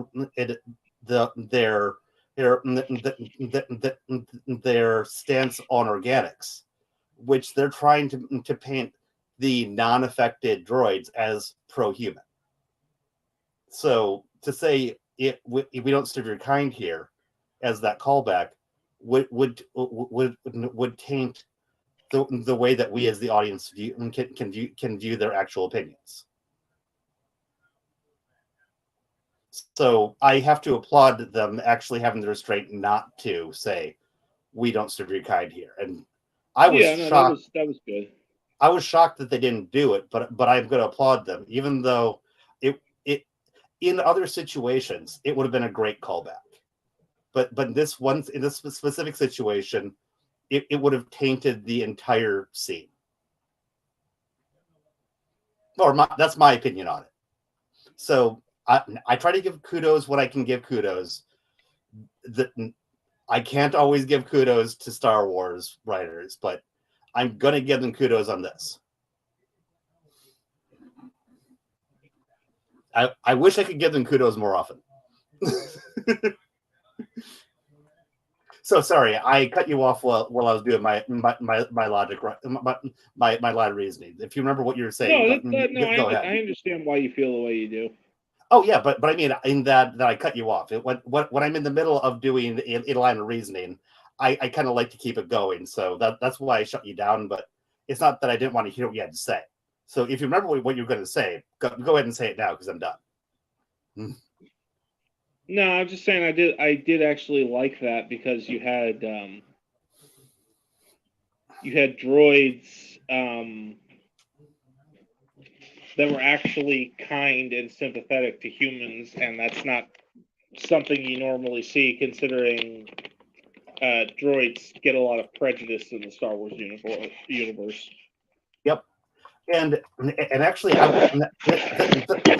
this is going to be a kind of a compliment to what I have said about Solo. And when I say compliment, I don't mean like praise. I mean like it complements what I've said about Solo. If that makes sense, like it goes along with is what I'm trying to say. Well, I haven't said the point yet, but I'm trying to say I'm not saying it's a compliment. It's that it goes along with something that I've said about Solo. Oh, in Solo, when they talk about when they go into all that droids rights BS, I've actually pointed out that actually comes from being stolen from one of the books in New Jedi Order, because the Vong are because the Yuzong Vong are very anti-droid. So I remember that. Oh yeah, but one of the planets that Han and C-3PO visit, it is actually phasing out the droids because they're afraid of the Yuzong Vong coming. So they're trying to just preemptively be like, look at us, we're all organic here, and the droids are fearful of being all shut down. So there's a whole thing about droid liberation, where C-3PO and Han actually liberate the droids, and then you'll see various droids from this actually being emancipated going throughout the universe, and I like that book. But to me, Solo was doing one of those things where it cherry picked from the EU without any of the legwork. Now this here feels like it's kind of taking from the same book in a way, but it's doing it better in showing actual motivations with the droids. It's showing them actually caring about not being shut down, and it feels more earned than the stuff in Solo felt. For some reason it doesn't bother me as much, even though I still see it being taken from New Jedi Order. It does make me feel like it feels like it's being done with more love, if that might be made sense. That might make sense. Like they actually know what they're doing this time, instead of just, oh cool, that's a cool concept, let's just take it ham-handedly, just put it into our movie. This feels like they actually took it and then did something with it. Yeah. So this is like one of the few times I've seen the EU being taken from, and I'm not angry by it. I'm still going to point out that I see it, but I'm not angered by this one for some reason. Well, yeah, you see, going through the EU myself, I've seen it more and more than I thought I would. I told you. And, yeah. No, and sorry. A lot of those ideas, I get they're trying to repackage it and hope for the best. What are you doing? Because I'm hearing your actions more than your words right now. My actions? Sorry. What do you mean? I was hearing clunk, clunk, clunk, clunk, and I was barely hearing what you were saying. Oh, I'm sorry. That's not even me. That's my dad messing with stuff in the background. Okay, because I was assuming it's coming through your microphone though, because your dad's actually muted. Okay, sorry. My dad says meow. But I heard you say something. I heard you say something about repackaged. Yeah. Because again, I can tell a lot of the ideas are repackaged, and sometimes it works, sometimes it doesn't. Like, Yeah. I didn't have much of an issue of the Bad Batch repackaging ideas from Karen Travis novels, purely because they were doing something decent with it. Yeah. Instead of all the clones being Mandalorians, all the clones already kind of see themselves as brothers, so they're developing kind of like a brotherhood network, fighting the Empire and rescuing other clones that are questioning orders. And well, you know what I mean. Yeah. Like there's something decent actually being built there, which is why I didn't have much of a problem there. Okay.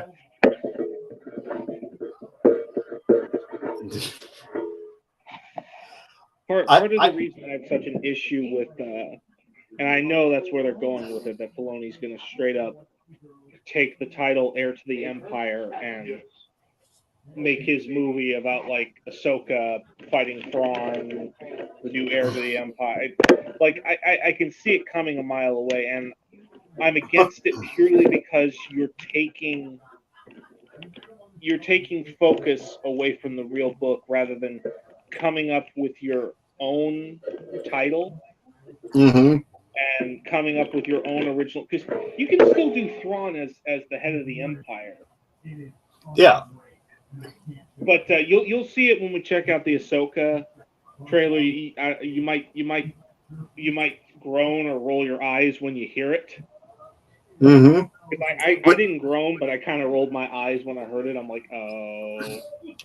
Which, by the way, I have the trailer queued up for after this stream is done. Yeah. Well, I mean, what I mean is that I actually have it in a window, already pulled up right now. So that is all ready to go. But yeah, and I just have to say again, there's some ideas I don't mind them repackaging. It really depends on where they repackage it and how well it's done. There's few times where I've seen Disney actually like restore confidence. Okay, pause for a second. Pause. Okay. I'm saying pause because apparently you've got your dad in the background banging pots and pans together.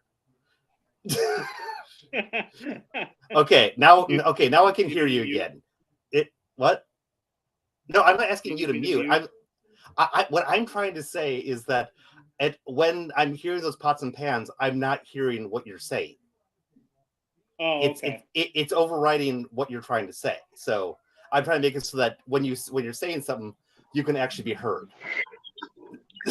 Hey, Ned. Yeah?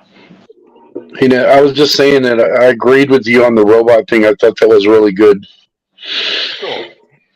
Yeah, and honestly, as I walked into this cantina, with being droid cantina, my initial reaction really was, "Oh God," because I really did have an "Oh God" reaction. Yeah, me too.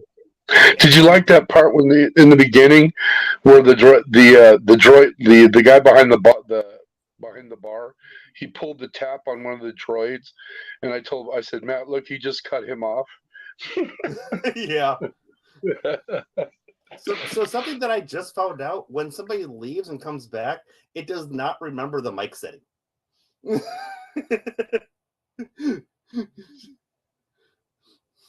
Sorry, it doesn't have that kind of memory, huh? No, because I had you at 20% before, and now I had you at 100, which is why you're blasting my ears out. And you're back down to 20, so you're good. So you're good again now. Just like, wait, it didn't remember the setting. Yeah, you're sounding better too. In the beginning, when I first got back and I went to my just the speaker, you were really low, and now you're better. Yeah, I've been tinkering with things. Cool. But yeah, I should like this droid scene, and I'm betting that at least some people who know me probably expected me to be upset with this scene. But yeah, now as far as things that I didn't like, not about this episode, but things that are stolen from the EU. Kylo Ren is dollar store Jason Solo. There you go. I've said it.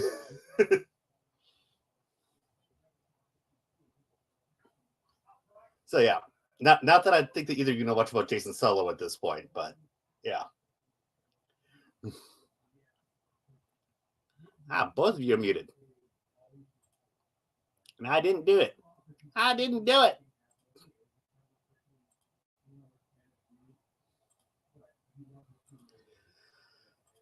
I didn't do it.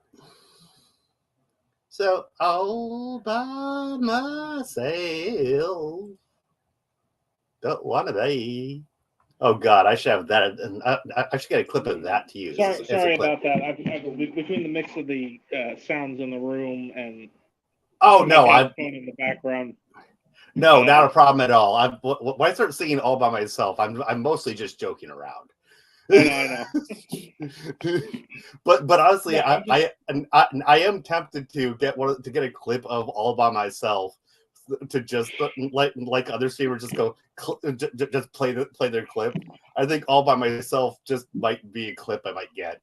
Because every once in a while I do break out into all by myself.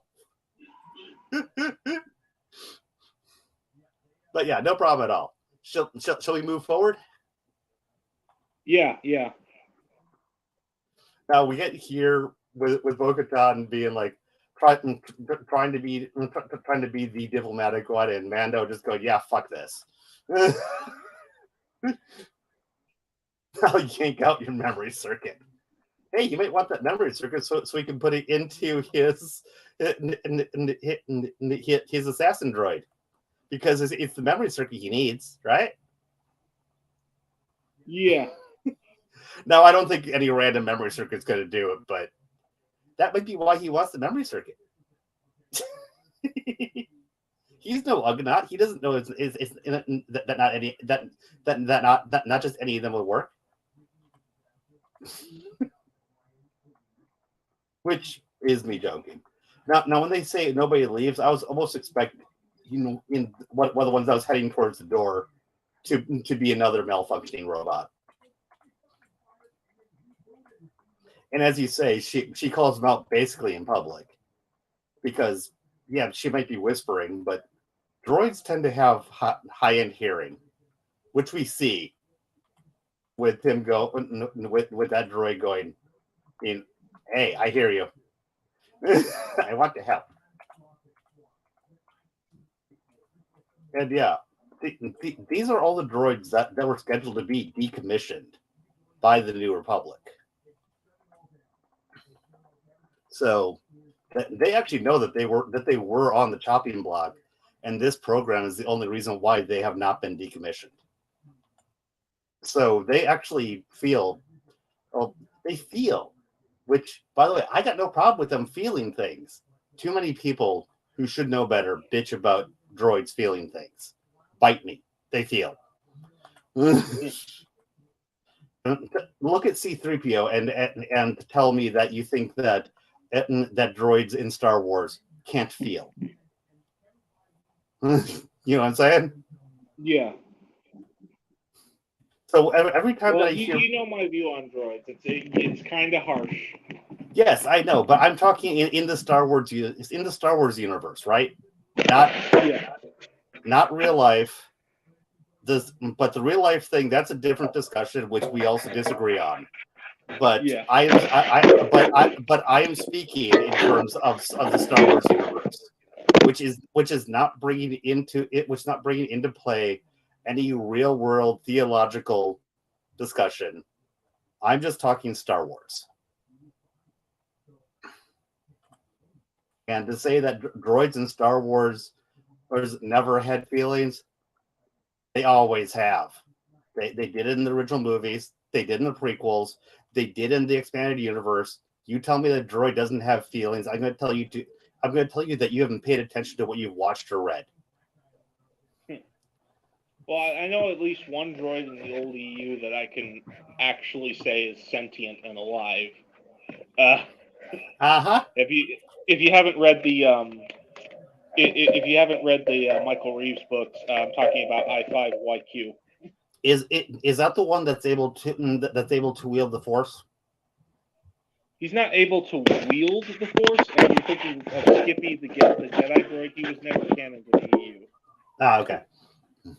My bad on that. No, I mean like Jax Pavon could actually I5YQ had actually developed enough sentience that Jax Pavon could actually feel him in the Force. It was like an anomaly. Mm-hmm. So I'm like, oh, well, okay then. I guess he's alive technically. Kinda. And I still say just to anybody who claims that that droids in Star Wars can't feel, I really just point to R2 and C-3PO. Yeah, are you gonna tell me that R2 doesn't care about Luke? No, he's stupid human. I don't care about him. Yeah, he doesn't warble going. Ooh. He doesn't worry about Luke. Of course not. So yeah, I just find it completely moronic to claim that Star Wars droids can't feel. And there's a few people that I'm thinking of on Twitter that I'm not going to, that maybe reason why I'm not going to state their names is because I would want to go back and search to make sure that I'm getting that I'm not mixing them up with other people before I were to actually state it. Because that could cause one hell of Twitter drama for me to say that, and then I've always thought that. I look and go, shit, I was thinking of somebody else. You know what I mean? Yeah. And I don't want to be that person. Now, if I remembered for certain, I would actually go ahead and say it and go, yeah, I just said what I knew was true. If you want to bitch at me about it, go ahead.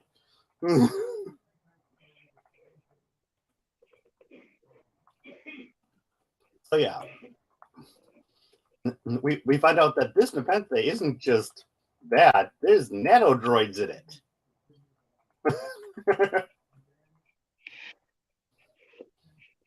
I thought it was funny, but since they're actually nano droids, it kind of makes sense that even that when it went into that droid, if they're nano droids, they probably just went through the sides of the tube and went, yeah, now we're going to infect it now. So yeah. Now there's a question: do the nano droids have feelings? That one I'm not going to say for sure on. Do they? That might be stretching it a little too much. I know, and that one I'm mostly since they work almost kind of like a hive mind consensus. Oh yeah, I'm mostly joking on that one, but I'm just imagining in them feeling happy about like we're gonna go and no, the way look at droids,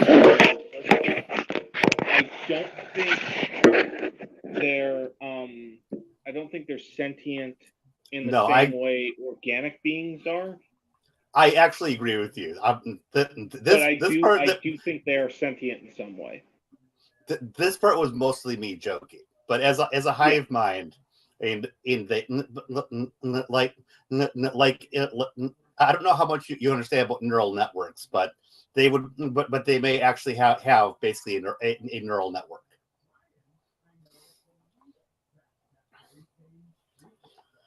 You're talking to a guy who watched a video where Alex Jones explained Evangelion, but it was actually a real world government plot. So Yeah. And you're talking to a guy who was a master's in computer science and played around with quantum computation for a fun time. Ooh. So yeah, there's a reason I have specific opinions on, say, artificial intelligence and droids and all this stuff, and I'm willing to say, come at me, bro, with this stuff.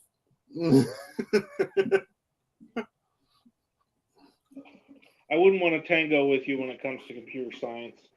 No, which is part of the reason why the entire conversation about droids is one where, as long as we're just on a friendly level about it, it's fine. But you might not want to come in at me hot about it, if you know what I'm saying. Yeah. This was To me, the most realistic take with a droid is surprisingly from a Marvel film. Mm-hmm. Which one? Avengers: Age of Ultron. Oh yeah, I know Age of Ultron quite well. The second he looked at humanity's history, he's like, "No, this is all wrong," and wanted to kill us. Yes. The very second he studied human history, he wanted to wipe us off the map. Actually, that's What's that tell you? That's not quite how that went, because he was programmed to protect humanity, but then after he looked at too much of it, he realized that the best way to protect humanity from itself was to remove humanity. That's closer to what actually happened, because he had and still has the overriding need to protect humans, but to protect humans, we have to get rid of the humans. You see? Yeah. We have to protect humans from themselves by killing them all. Yep. That's kind of like the catalyst logic from Mass Effect 3. Yeah, pretty much. I'm gonna wipe out all organic life. I'm going to stop organic life from being wiped out by synthetics by wiping out organic life and preserving their essence in machine form. Yep. I think we'd rather keep our own form. Mm-hmm. And I always did whenever I do it, I always do the hybrid because I don't want to get rid of the machine intelligences either. So I merge everything. Now with this, we're going back to the chain codes and stuff, which is basically everything has a social security number. So yay. Yeah. Technically, social security numbers are our real world chain codes. Yep. And now, isn't it interesting that we're able to see almost exactly who? That's not almost exactly who ordered them. So that's convenient. Do you remember the easy button? This is the easy button. The chain code is the easy button. Because honestly, once they got that, they're able to just go all the way through. It's like, why? At least the one benefit I will give the New Republic over the Empire is at least once they have your chain code, they literally call you by your name rather than Unit 32571. Yeah. Unless, of course, you are one of the people in their program to rehabilitate. Then they're just going to call you by by a number. Yeah, rather than humanize the former Imperials, we're going to keep up the numbers thing. Yeah, exactly. It helps us feel better about brainwashing you to be good. Mm-hmm. And if you don't like using the numbers, then we'll actually brainwash you. So you'll like the use of numbers. Yeah. So, yeah. So, moving along. We're coming up here. You're coming with us. That button is not actually a failsafe. It's going to send them back to battle droid status. Yay! Don't make me do it. First of all, okay, dude, you've been caught. You've actually just admitted to being caught. You didn't deny anything. So what is your escape plan here? If you're going to hit the button, hit the button. Because I think he was going to ask for like a ship, a gun, and a hostage. But he got caught in like the worst possible villain way to get caught. Yeah. Monologuing.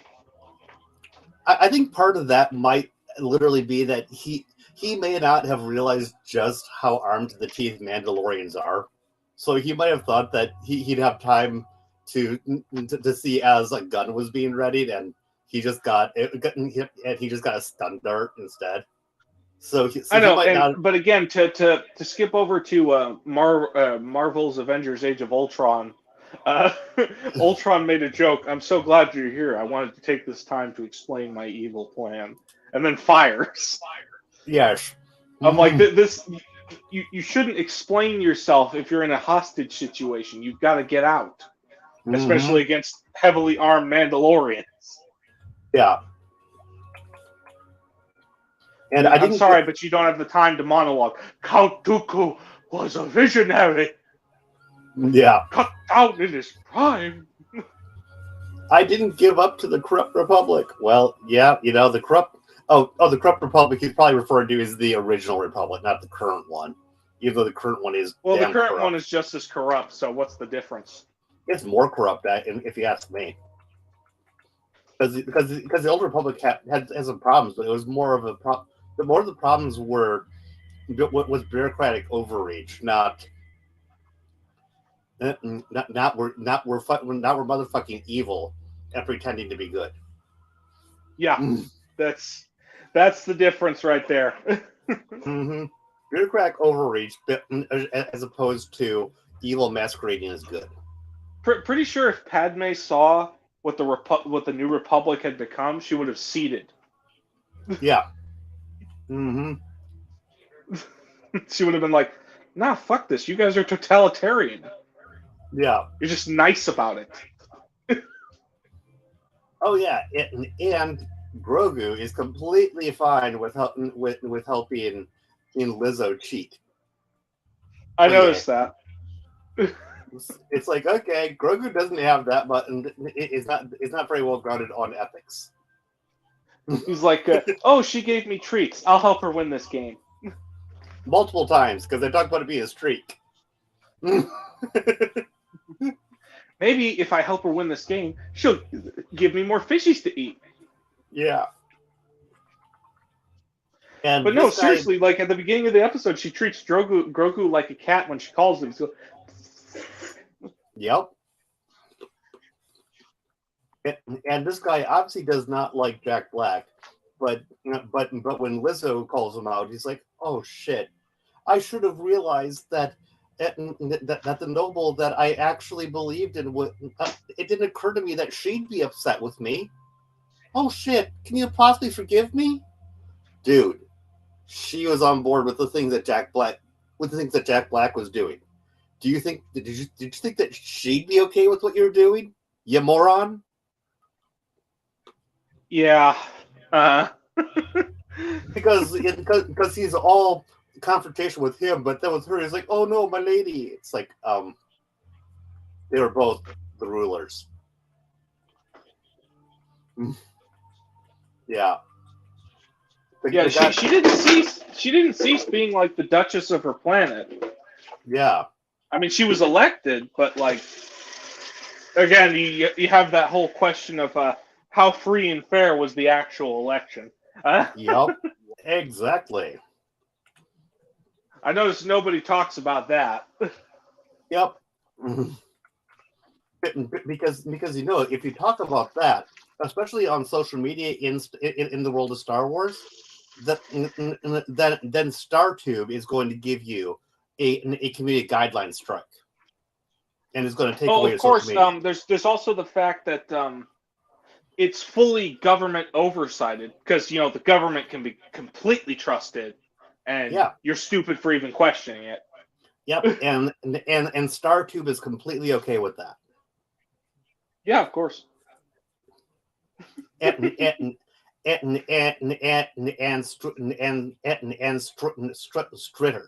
Stritter. That's what it is. Stritter. The Star Wars version. Stritter, Space Tube, Space Book. Yep.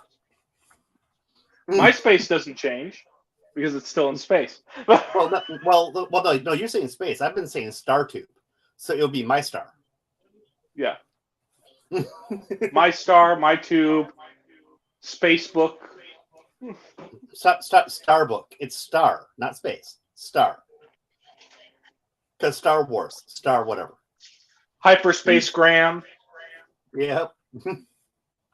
And then she grants knighthood to Grogu, and all I could think was, and now she decided that that little Grogu knows too much about her cheating ways, and just takes that sword and kills him.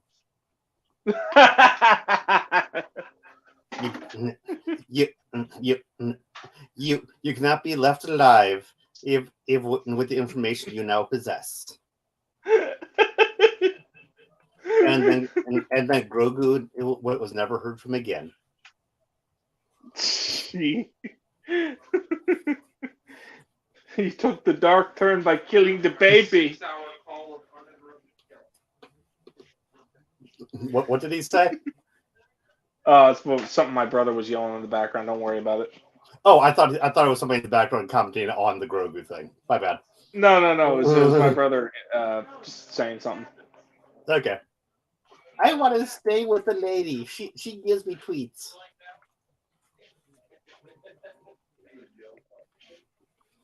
And now I'm going out there. What's your plan? I don't know. I'll figure it out when I get there. I'll figure out when I get there. Wouldn't this have actually been better if she'd actually said, I'm going to challenge him to combat? It would have shown that she knew what she was doing. Fun fact. Her saying... But she's like, I'm going to make it up as I go along. It's like, well, great. Yeah. Well, fun fact, her saying, I challenge you one warrior to another is a reference to Maul and TCW when he said that. Oh, okay. And that's also very Mandalorian, is challenging someone for honor. Oh, yeah. I mean, I didn't have a problem with that. I just mean, I don't... The idea that she didn't have this in mind to begin with is what bothered me. She's like, I don't know what I'm going to do. I'll just figure it out. No. This should have already been on your mind. Because, yeah. She made it look like she was going into this not having a freaking clue what she was going to do. And that's what bothered me about it. Now we have a fight, which is honestly not all that bad. And for all the people who bitch about the 90-pound girl fighting off the 180-pound guy, I don't care. Partially because she actually does it with finesse more than just pure strength. So, yeah. And as long as the fight is won through finesse, I don't care about the power imbalance that some people like to drone on and on about. Yeah. So now I actually do like this, where they bitch about him having the Darksaber and he gives it to her and points out, because I was thinking this during that episode that, yeah, he lost it. And then she, if I remember correctly, actually picked it up and then won. So yeah, I like that he found a loophole to make it work. Yeah, but I actually thought about it at the time. So I was actually thinking, you could give it to her then as well, because she actually handed it back to him, which was almost a problem. Because no, you don't give it back. You don't give the Darksaber to anyone. It's taken. And she gave it. See what I'm saying? Yeah. So he's just fixing the problem. Yeah. And now they're all like, "Yay!" And she lights it. And is it Tar Vizsla or and that was the original Mandalorian with it? Yeah, Tar Vizsla was the original one to hold it. And now Tar Vizsla says from within the blade, "Oh, thank God, I'm being wielded by somebody who can actually lead the Mandalorians." Because you remember, as far as I'm concerned, Tar Vizsla is with us. Yeah. You still have that theory that the spirit of Tar Vizsla exists within.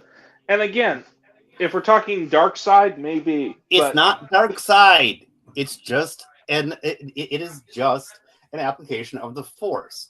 because both the dark side and the light side are able to manifest after death. The dark side, the Sith spirits can only do that if they're inside an object, but that's about it. do you know Jedi why? spirits go off into the great beyond. Do you know why? Do you know the reason why Sith spirits can only manifest objects? Because their world is only the physical.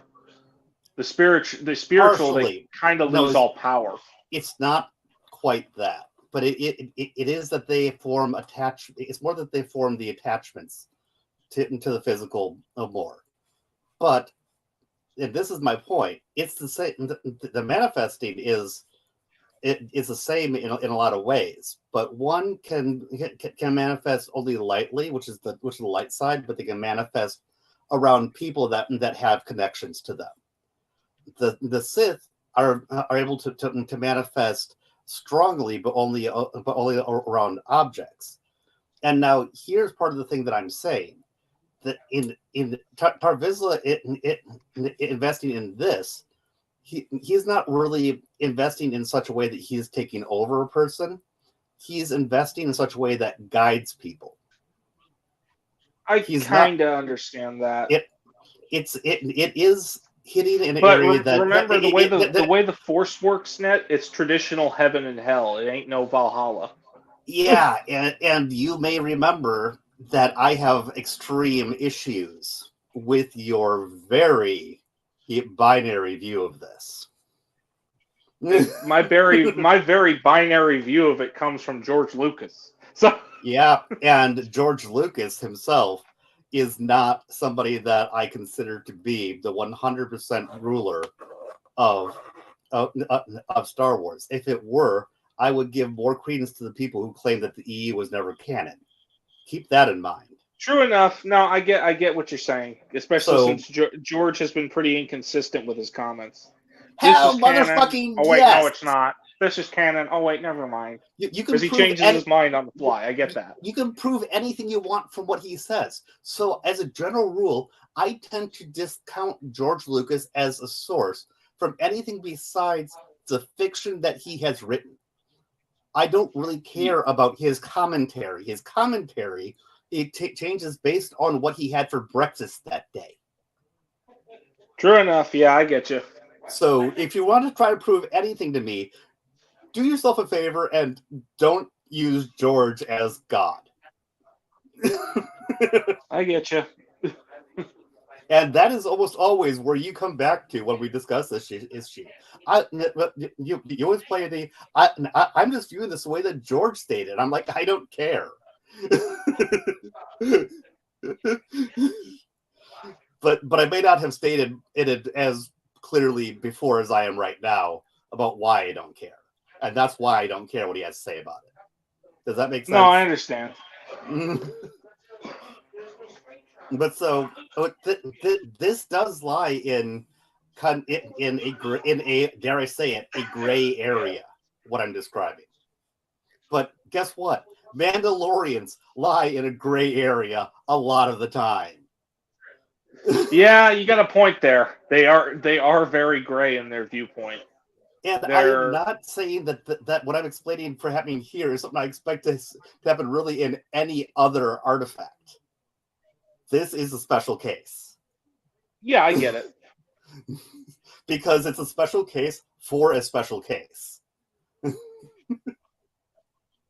Because I also think that might also be why people like Bo-Katan and others who are upholding the way of the Mandalore are able to use a lightsaber as well as they are without being attuned to the Force. Because lightsabers are a bitch to use, and that's part of what being force sensitive honestly helps with. Because it's not that you need to be force attuned to use a lightsaber, but you're likely to cut your head off. Or your leg, and again, or your other arm. I have seen examples in the EU of non-Jedi using lightsabers. Yeah, so I'm not claiming that you can't use it, but the way that the way that apparently these non-force sensitive Mandalorians are able to use this Darksaber is not normal. Yeah. And wouldn't it actually make sense if there were some benevolent force within that blade that is actually helping? I can see where you're going. Again, I can see where you're going. I don't fully agree, but I can see what you're talking about. It solves problems and doesn't really create problems. Whereas I would hope not, but yeah, I do see where you're going with. Yeah, and since I don't see problems that it creates, other than the fact that it goes against the view of the Force in the way that you and other people who are so vehemently against the idea of gray Jedi. Other than the fact that most of the time when people refer to gray Jedi, they talk about mavericks within the Order that didn't always agree with the Council. Oh, I know, but I'm just saying. And the amount of hate that I see for even the very idea of mixing stuff it's almost religious fervor in and of itself, which means that it's hard to even discuss it. Which is part of I get what you mean. Which is part of the reason why I typically don't bother discussing it, because it's like, is it really worth my time to spend a day yelling at somebody about something that I just happen to enjoy, and they're gonna be getting all bent out of shape over the fact that I have a disagreement with them over this, when I'm just like, I'd like to discuss this just to have fun, but I know that you're gonna be coming at me like I just insulted your mother. No, I'm not. No, but I'm saying I may go, wait, what? That doesn't make any sense. I'm saying on Twitter. Imagine if I tried to talk to Stig about that, or OG. Oh yeah, I get that. One book I'm going to have to consult, and it is an EU source that can't be ignored, is The Essential Guide to the Force, because that book is full of details. I might allow that, but keep in mind that most of my knowledge comes from reading almost every post Return of the Jedi novel. Yeah. So I haven't read that essential guide. I've just read the books.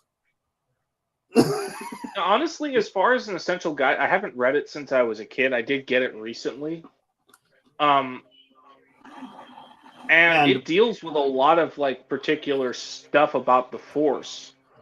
And I'm not bad-mouthing because I haven't read it. I don't know what's in it. So I'm not going to bad-mouth something I haven't read. I'm just saying, yeah, I haven't read it, but keep in mind that what I have read is a very comprehensive amount of books on it, on just the entire universe. Well, the only example I can think of someone trying to kind of gray up the Force was from technically the prequel to the New Jedi Order book series, which is Rogue Planet. Mm-hmm. And it talks about a Jedi named Leor Hall, mm-hmm. who had a theory that the Force was neither good nor evil, but that it was the individuals that could choose good and evil, and he was expelled for that teaching. Yep, there are a lot. The books start getting a bit nuanced about it when you hit New Jedi Order or forward, and yeah, there's the unifying theory of the Force. There's the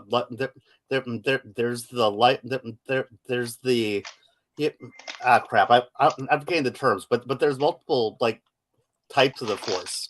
I really hope you're not using Vergere as a source, but she is one of the places where it comes up. She is not the only. Well, because I know it was brought up in Legacy of the Force and Fate of the Jedi, or not Fate of the Jedi, but Legacy of the Force, that she was a dark sider. It is actually used to lead Jason down the wrong path in a lot of ways. Yeah, I do get what you're saying. Some of the stuff should be permissible, but not. It couldn't lead you down the wrong path. Yeah, frankly, she is more like, well, this is what's needed to save everything for the larger universe, which was not just humans. She was also trying to save the Yuzong Vong from themselves as well, which did not Yeah, I end get well. that. So a lot of things that she did not seem frankly evil when it comes to looking at our quadrant. But when you look I at think Luke kind of looked at her what point of view about saving the Vong too, despite all they've done.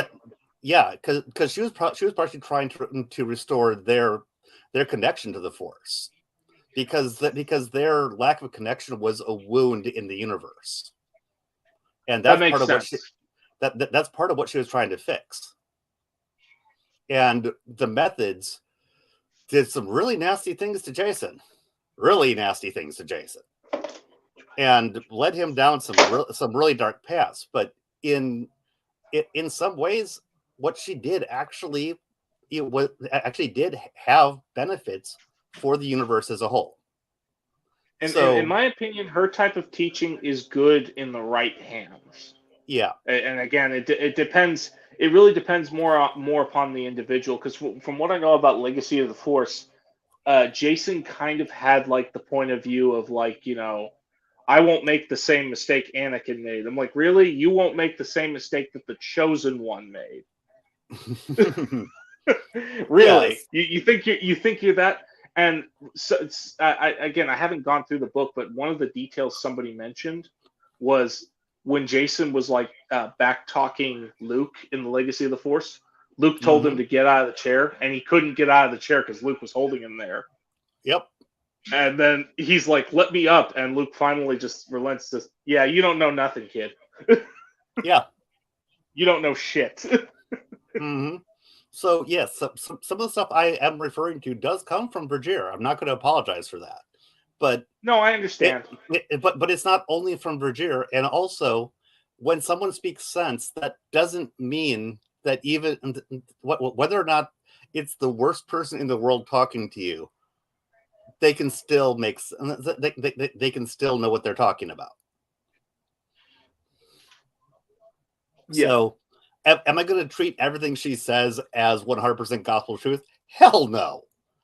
But no, it's I do see your point. You're taking particular wisdom from different sources and using them for the right reasons. Yes. And no, that's actually a smart viewpoint to look at the universe. My only counter with that, and this is my only counter, is that the Force amplifies emotions to the umpteenth degree. Yep. So somebody flying off the handle could literally turn to, I'm going to murder an entire city. Yeah. And the Sith are, the Sith is more about their passions. Yeah, well, the Sith else. is more about embracing. It is passions, but it's embracing like and the worst parts of yourself, and while thinking they're the best. That's more of a value judgment, but I understand where you come up with that. But it's not just that, and because a Sith's end goal, and even Darth Bane said this, and Darth Bane was pretty wise. His exact wording was, "Power is your purpose. To share it with anyone is to dilute it." It'll be interesting to see what you think about the Fate of the Jedi series. That'll be interesting. I'm curious. Well, I'll get there when I get there. But yeah. Yeah. No, don't get there before you're there in terms of in terms of continuity, because you don't want to jump there. No. But no, that's why I'm reading all of the older stuff. So when I get there, I'll have a better understanding of things. Yeah. But that's part of where I'm pulling some of this as well, because there is a actual society of Sith in Fate of the Jedi. I know what you're talking about. They're called the Lost Tribe of the Sith. Yes. And it'll be interesting. I know a little about them because of the John Jackson Miller short stories. It'll be interesting to see what you actually think about them at that point, because you have a society of Sith that are actually able to live together, which is not a easy thing to do. Well, to be fair, they kind of and if Darth Bane had met these people, his literal reality would have been, yeah, you guys are a perversion to the Sith. I'm I going to know. kill all of you. Oh yeah, I That's- know. Yeah, but they're That's what he still, did with the but- Brotherhood of Dark. No, the Lost Tribe of the Sith pegged me more as like But the but- Jedi equivalent of Sith. Like but do they you still realize embrace that their. do you realize that they do not use the light side? They use the dark side, and Oh yeah, that is what they use. And they are not a society that is turning on itself. They are not doing all the things that everybody says. Well, this is what's going to happen when you embrace the dark side. Well, actually, not always. Not always. I will remind you though. Based on what Darth, because these guys they sound an awful lot like the Brotherhood of Darkness that Darth Bane was a part of. I'm And not their saying whole that- thing was all Sith Lords are equal. Mhm. You know, we're all in this together, that sort of thing. And when Bane had gone into the ruins of Korriban looking for like ancient Sith knowledge, Mhm. there were no spirits left in there. There was nothing there, and the reason why is because the dark side, its power had been so spread among these people that it was weakened, so like severely weakened. Yeah. It was kind of akin to how the Jedi have things, where there's a whole bunch of people that have that power, Mhm. and it's spread too thin among too many, because again, the Jedi share power. Yeah. The Sith, But- their whole philosophy, the true Sith, their whole philosophy is the exact opposite of that. Oh yeah, Which is and I know. I know all the about power rule goes too. to one. Yeah. Mhm. Everything else is expendable. But I'm just pointing out that this particular society kind of shows that, at least if you accept the fate of the Jedi as as indicative of the world, that at this entire, if you choose the dark side, everything will be terrible and you're gonna go down. Not always. No, not always. I actually And- agree with you. and- However, if you're up against like a true Lord of the Sith, because in one of the comics that is that Lost Tribe of the Sith spiral Mhm. that ties into the Lost Tribe of the Sith short stories, an ancient dark Jedi from like the early period, like when you know how they have like the great schisms, and Yeah. dark Jedi were banished and ended up becoming Lords of the Sith. Mhm. One of those early lords had seen what the Lost Tribe of the Sith had become. He's like, good Lord, you people are weaklings. You're Oh, yeah. pathetic. I'm gonna wipe you all out. Yep. A true Lord of the Sith looks at any form of compassion, love, understanding. Again, Mhm. I understand. But- I understand using the dark side to help others. I understand that can. Right. That there's benefits and, to that. And so I'm not really talking about being a true Sith. Really, You're talking working about out using all the that dark well. side for the right reason. I get it. Yes, and then people, the moment you start saying that, they talk about how everything's gonna go terrible, blah blah blah blah blah blah.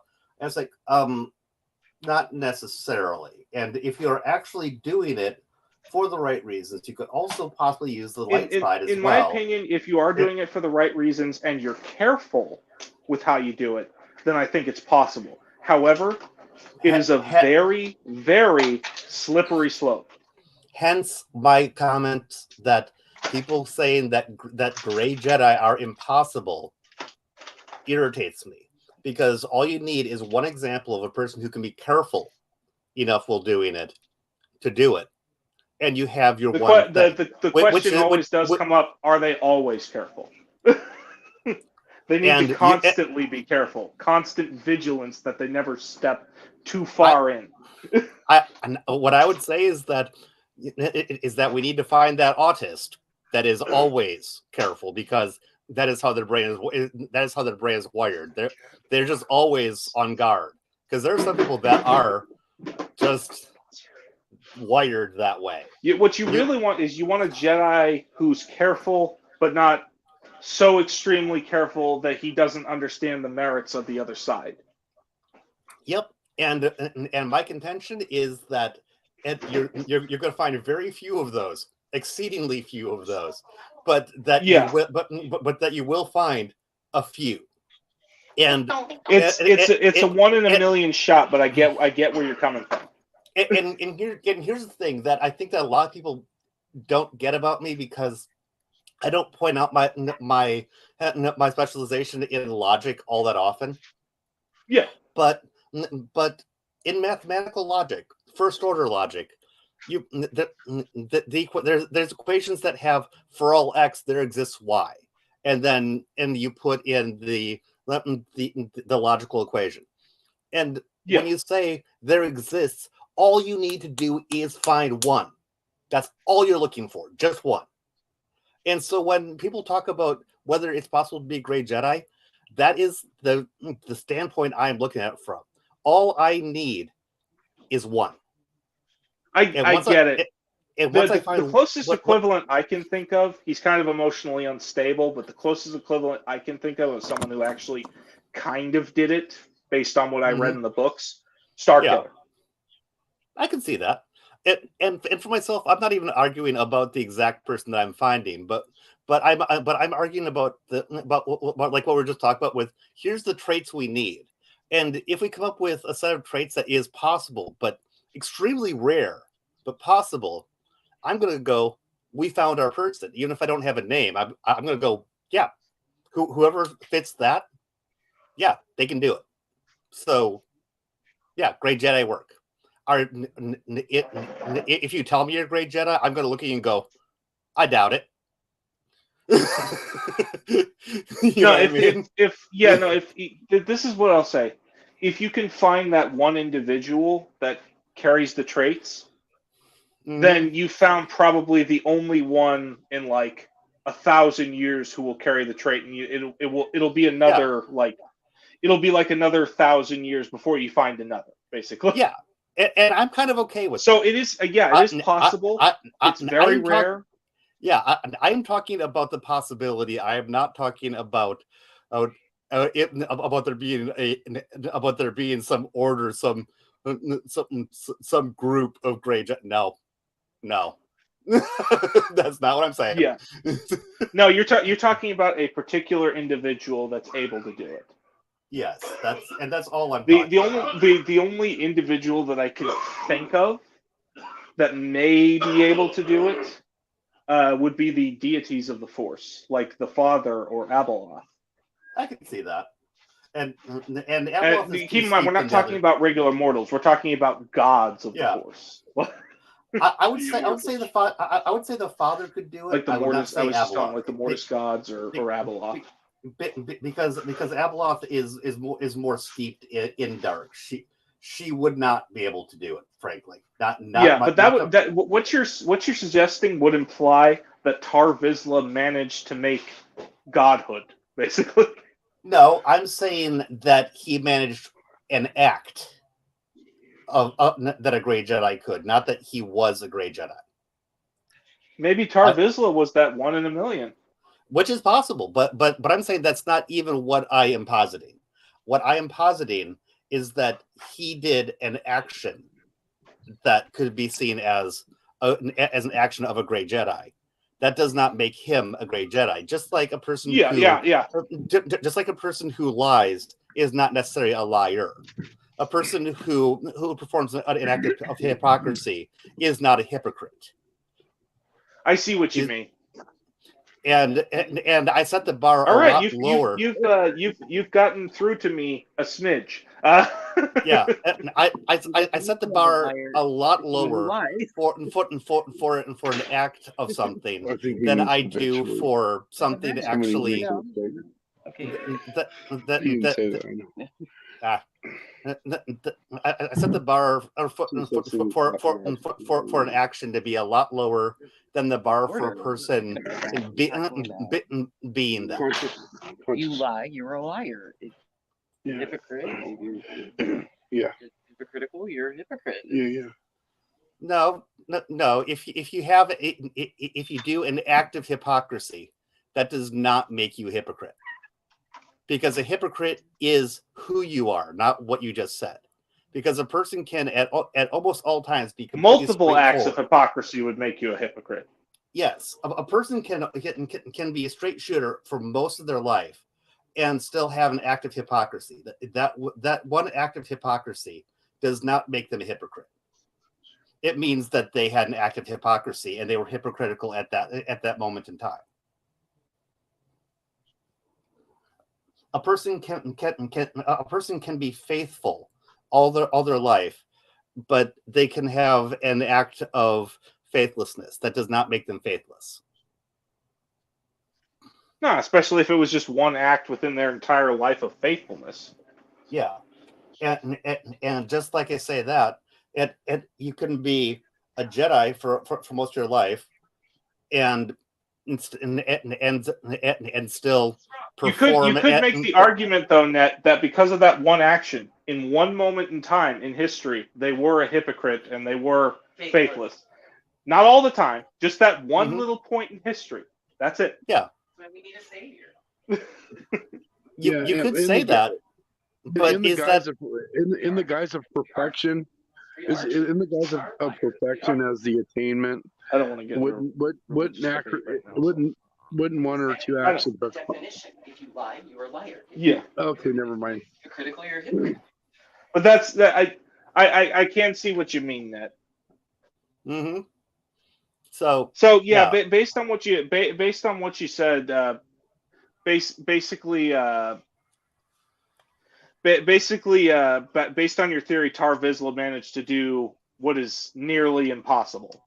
Yes, and I would like to make one more point, because part of the reason why Jedi are able to manifest in the way that they do is because they care about the living force. They care about the people. They care about their connections. Mandalore, Tar Vizsla, I'm assuming, cared very much about his people. Yes, and he wanted them to have leadership throughout the ages. So his caring could have manifested in I want to be able to stay around to help. So whereas the Sith have this connection to an object because they are self-centered on it, he would have had that connection because of community. So yeah, no, to me that kind of makes sense.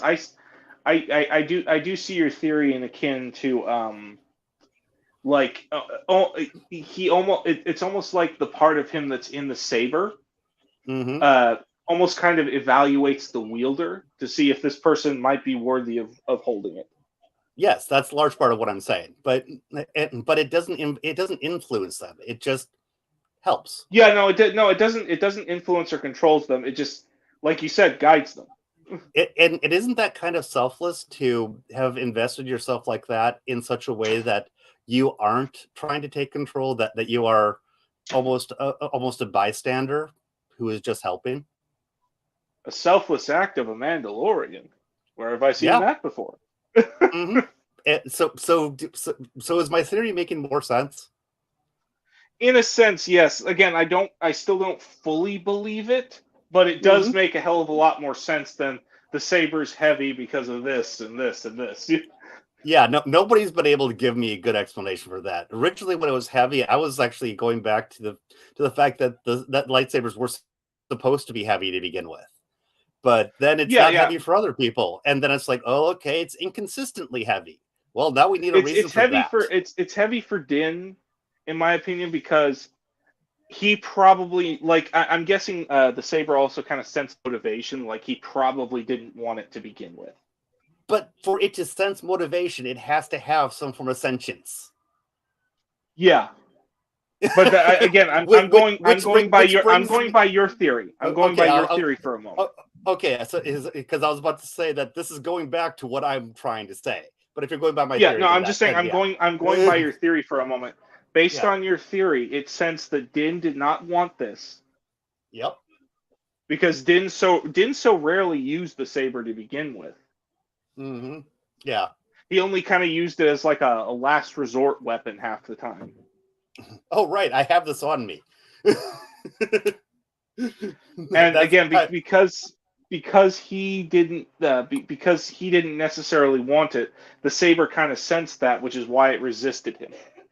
Yep. But with Bo-Katan, it comes easy to her because she knows how to be a leader. She knows how to fight. She wanted particular positions. Mm-hmm. If we're going by your theory, then that absolutely makes logical sense. I believe part of it has to do with the wielder themselves. When they look at, You're cutting out, so I heard the first 4 words of your sentence. yeah, the dark saber. Mm-hmm. Okay, I think part of it is that they have to look at it as their primary wield. It has to be their primary wield. I think that goes with that. But then why does that change its weight? Because Din, that's not his primary. It's just another. I know, but why does it change its weight in his collection? Why does it change Vizsla knows the importance of the dark saber. Mm-hmm. So I think what Net's trying to say. I think what Net's trying to say is that it's a symbiosis. Uh-huh. The saber, if the saber senses that you want this, and that you're willing to fight for it, the saber will work with you rather than against you. Uh-huh. Right. It's almost like it changes based on who is wielding it and what the person's thinking. And what person? Yeah, because you notice the second Bo-Katan grabbed it, she wielded it like it was like I used to do this like every 3 hours a day, basically. Mm-hmm. Yeah. It's a primary. It doesn't matter. Weapon. No, Dad. It's not a primary weapon issue. It's a symbiosis. If you want to call it a primary weapon, are one. It doesn't matter if it's primary or not. The point is that it's changing weight. It's changing characteristics based on who is holding it. And it doesn't. If you're going to say that it senses that it's your primary, well, then I'm going to go back and say it sensed that that's your primary weapon. It sensed that. What sensed it? Yeah, exactly. So that's my point. Again, I'm going purely on Net's theory. I'm not saying it's right or wrong. I'm just going purely if we're looking at Net's theory from that logical point of view. But what I'm saying is that what I'm saying is that your dad is everything that he is saying still comes into line with my theory because it changes based on who's holding it. Yeah. Yeah, because it makes the most sense. That's why. Yeah. It'll sense if you see this as a primary weapon. Yeah. So I'm not sure if you're trying to agree with me or not, but it sounds to me like your line of reasoning falls under what I've been saying. Yeah. That's why when I first said that's part of it. Okay, well, I apologize for assuming that. Yeah, no, I actually misunderstood. I thought you were arguing with me, and I was like, "You're arguing with me, but it's not really arguing with me." So I misunderstood your intention. Well, I mean, in a way, I am joining your argument with you, but they're not arguing with you. Yeah. So yeah, my opinion, we have 3 characters on the screen right now. I see what you mean by it, at least. Mm-hmm. Not quite as resistant as you've been before. I'll bring you around. Either that or the show will tell me that I'm wrong eventually. Because I mean, as far as I'm concerned, they do need to explain it one way or the other. If they come up with a better explanation, that's fine. Am I the only one? Am I the only one that gets the Excalibur vibes from this thing? Nope. Only one can wield it. No, not really. That's kind of Net's whole point that it works as an Excalibur. Yes, exactly. Because Excalibur is a sentient blade, basically. It judges. So that the Darksaber is the Mandalorian's Excalibur, and that's where I've been coming up which does with. make sense. And to think about this, with it being the Excalibur, where the one who wields it leads the Mandalorians, Tar Vizsla is actually helping choose the leader, because Tar Vizsla is either helps or hinders the person who's holding the Darksaber. So if he is not helping them, they are less likely to survive as leader, because they're going to fight. It's like Tar Vizsla is the stone. The Tar Vizsla is the stone. Kind of.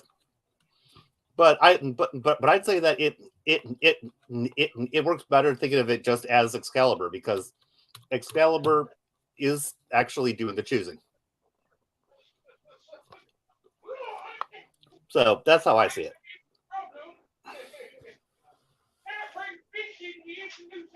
So yeah, that covers the episode. Yep. Oh my God! So that means that the Mandalorians are the knights, the actual knights of the galaxy. Yep.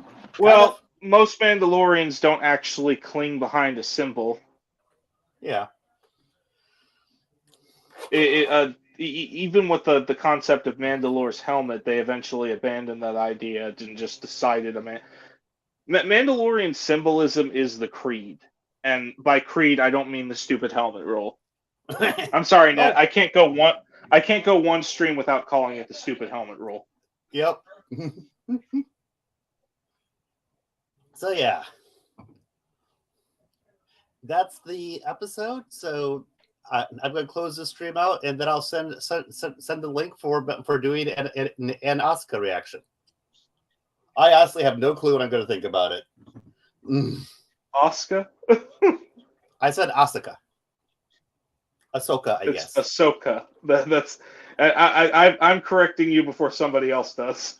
At least I'm not somebody who claims to be a fan of Ahsoka who types it out as Ashoka. I've seen people with Ahsoka avatars who are all about, I love Ahsoka, except they say, I love Ashoka. And I'm like, I'm not even a fan, and I know that's not how it's spelled. What's his face? Back when he was kind of popular, Doomcock said that all the time. Yeah, but he also wasn't a fan of her, so. I think he was kind of a fan of her. Not really. No. Oh, okay. Trust me, I watched lots of his stuff. No, I think he was goofing on it. I think he was goofing on it. He wasn't that, or he just didn't know how to pronounce it. Who knows? I just think he didn't care. But yeah, I actually like Doomcock, to be honest. But I haven't really paid much attention to it. I don't agree with all of his predictions, but I never have. That doesn't mean I don't like him. You don't have to agree with somebody to like him. Yeah. All right. I'm gonna bow out of this stream, and then when you post the link for the reaction, let me know. Oh, I'll be posting it like within a few minutes. Okay. Because, like I said before, I've actually got the video queued up. All right. Well, thank you again for having me. I can't wait for the next 2 episodes to see how they try to top season 2 Luke. So. Yes. So we'll see how that goes. And like I said on Twitter, I'm sure if they do something like that, it'll be spoiled for me before I see it, just like it was in season 2. Exactly. Yeah. Exactly. Yeah, especially since people are worrying much less about spoilers this season than they did before. And I'm not talking about. To be fair, Net, everybody was kind of predicting that long before it actually happened. Oh, I know, but I'm saying that people last season were actually posting things like spoiler warning and stuff. Now this season, they're just going. They're just talking about it, and I'm not talking about people like Stig and OG. I'm talking about fans. And I'm like. I've seen a few fans just like outright do it, 0 spoiler warnings. I've also seen some fans who actually care about that, but put up there's spoiler more, warnings. but there are many more people who are not putting up the spoiler warnings than there used to be. So Yeah. It's just like, come on, guys! You guys were the guys that used to bitch about people not putting spoilers up. Now you're doing it. Yeah. I All right. think that would be called a hypocrite. Yeah, especially since they keep on doing it. It's not a single act. Yeah. So they were more than they were hypocrite in more than one point in history. Yeah, they have changed from it just being a single act to it being part of who they are. Yeah. All right. We'll see you guys. I'll see Net in a little while. But I will see you guys next time. I'll see ya. Bye bye.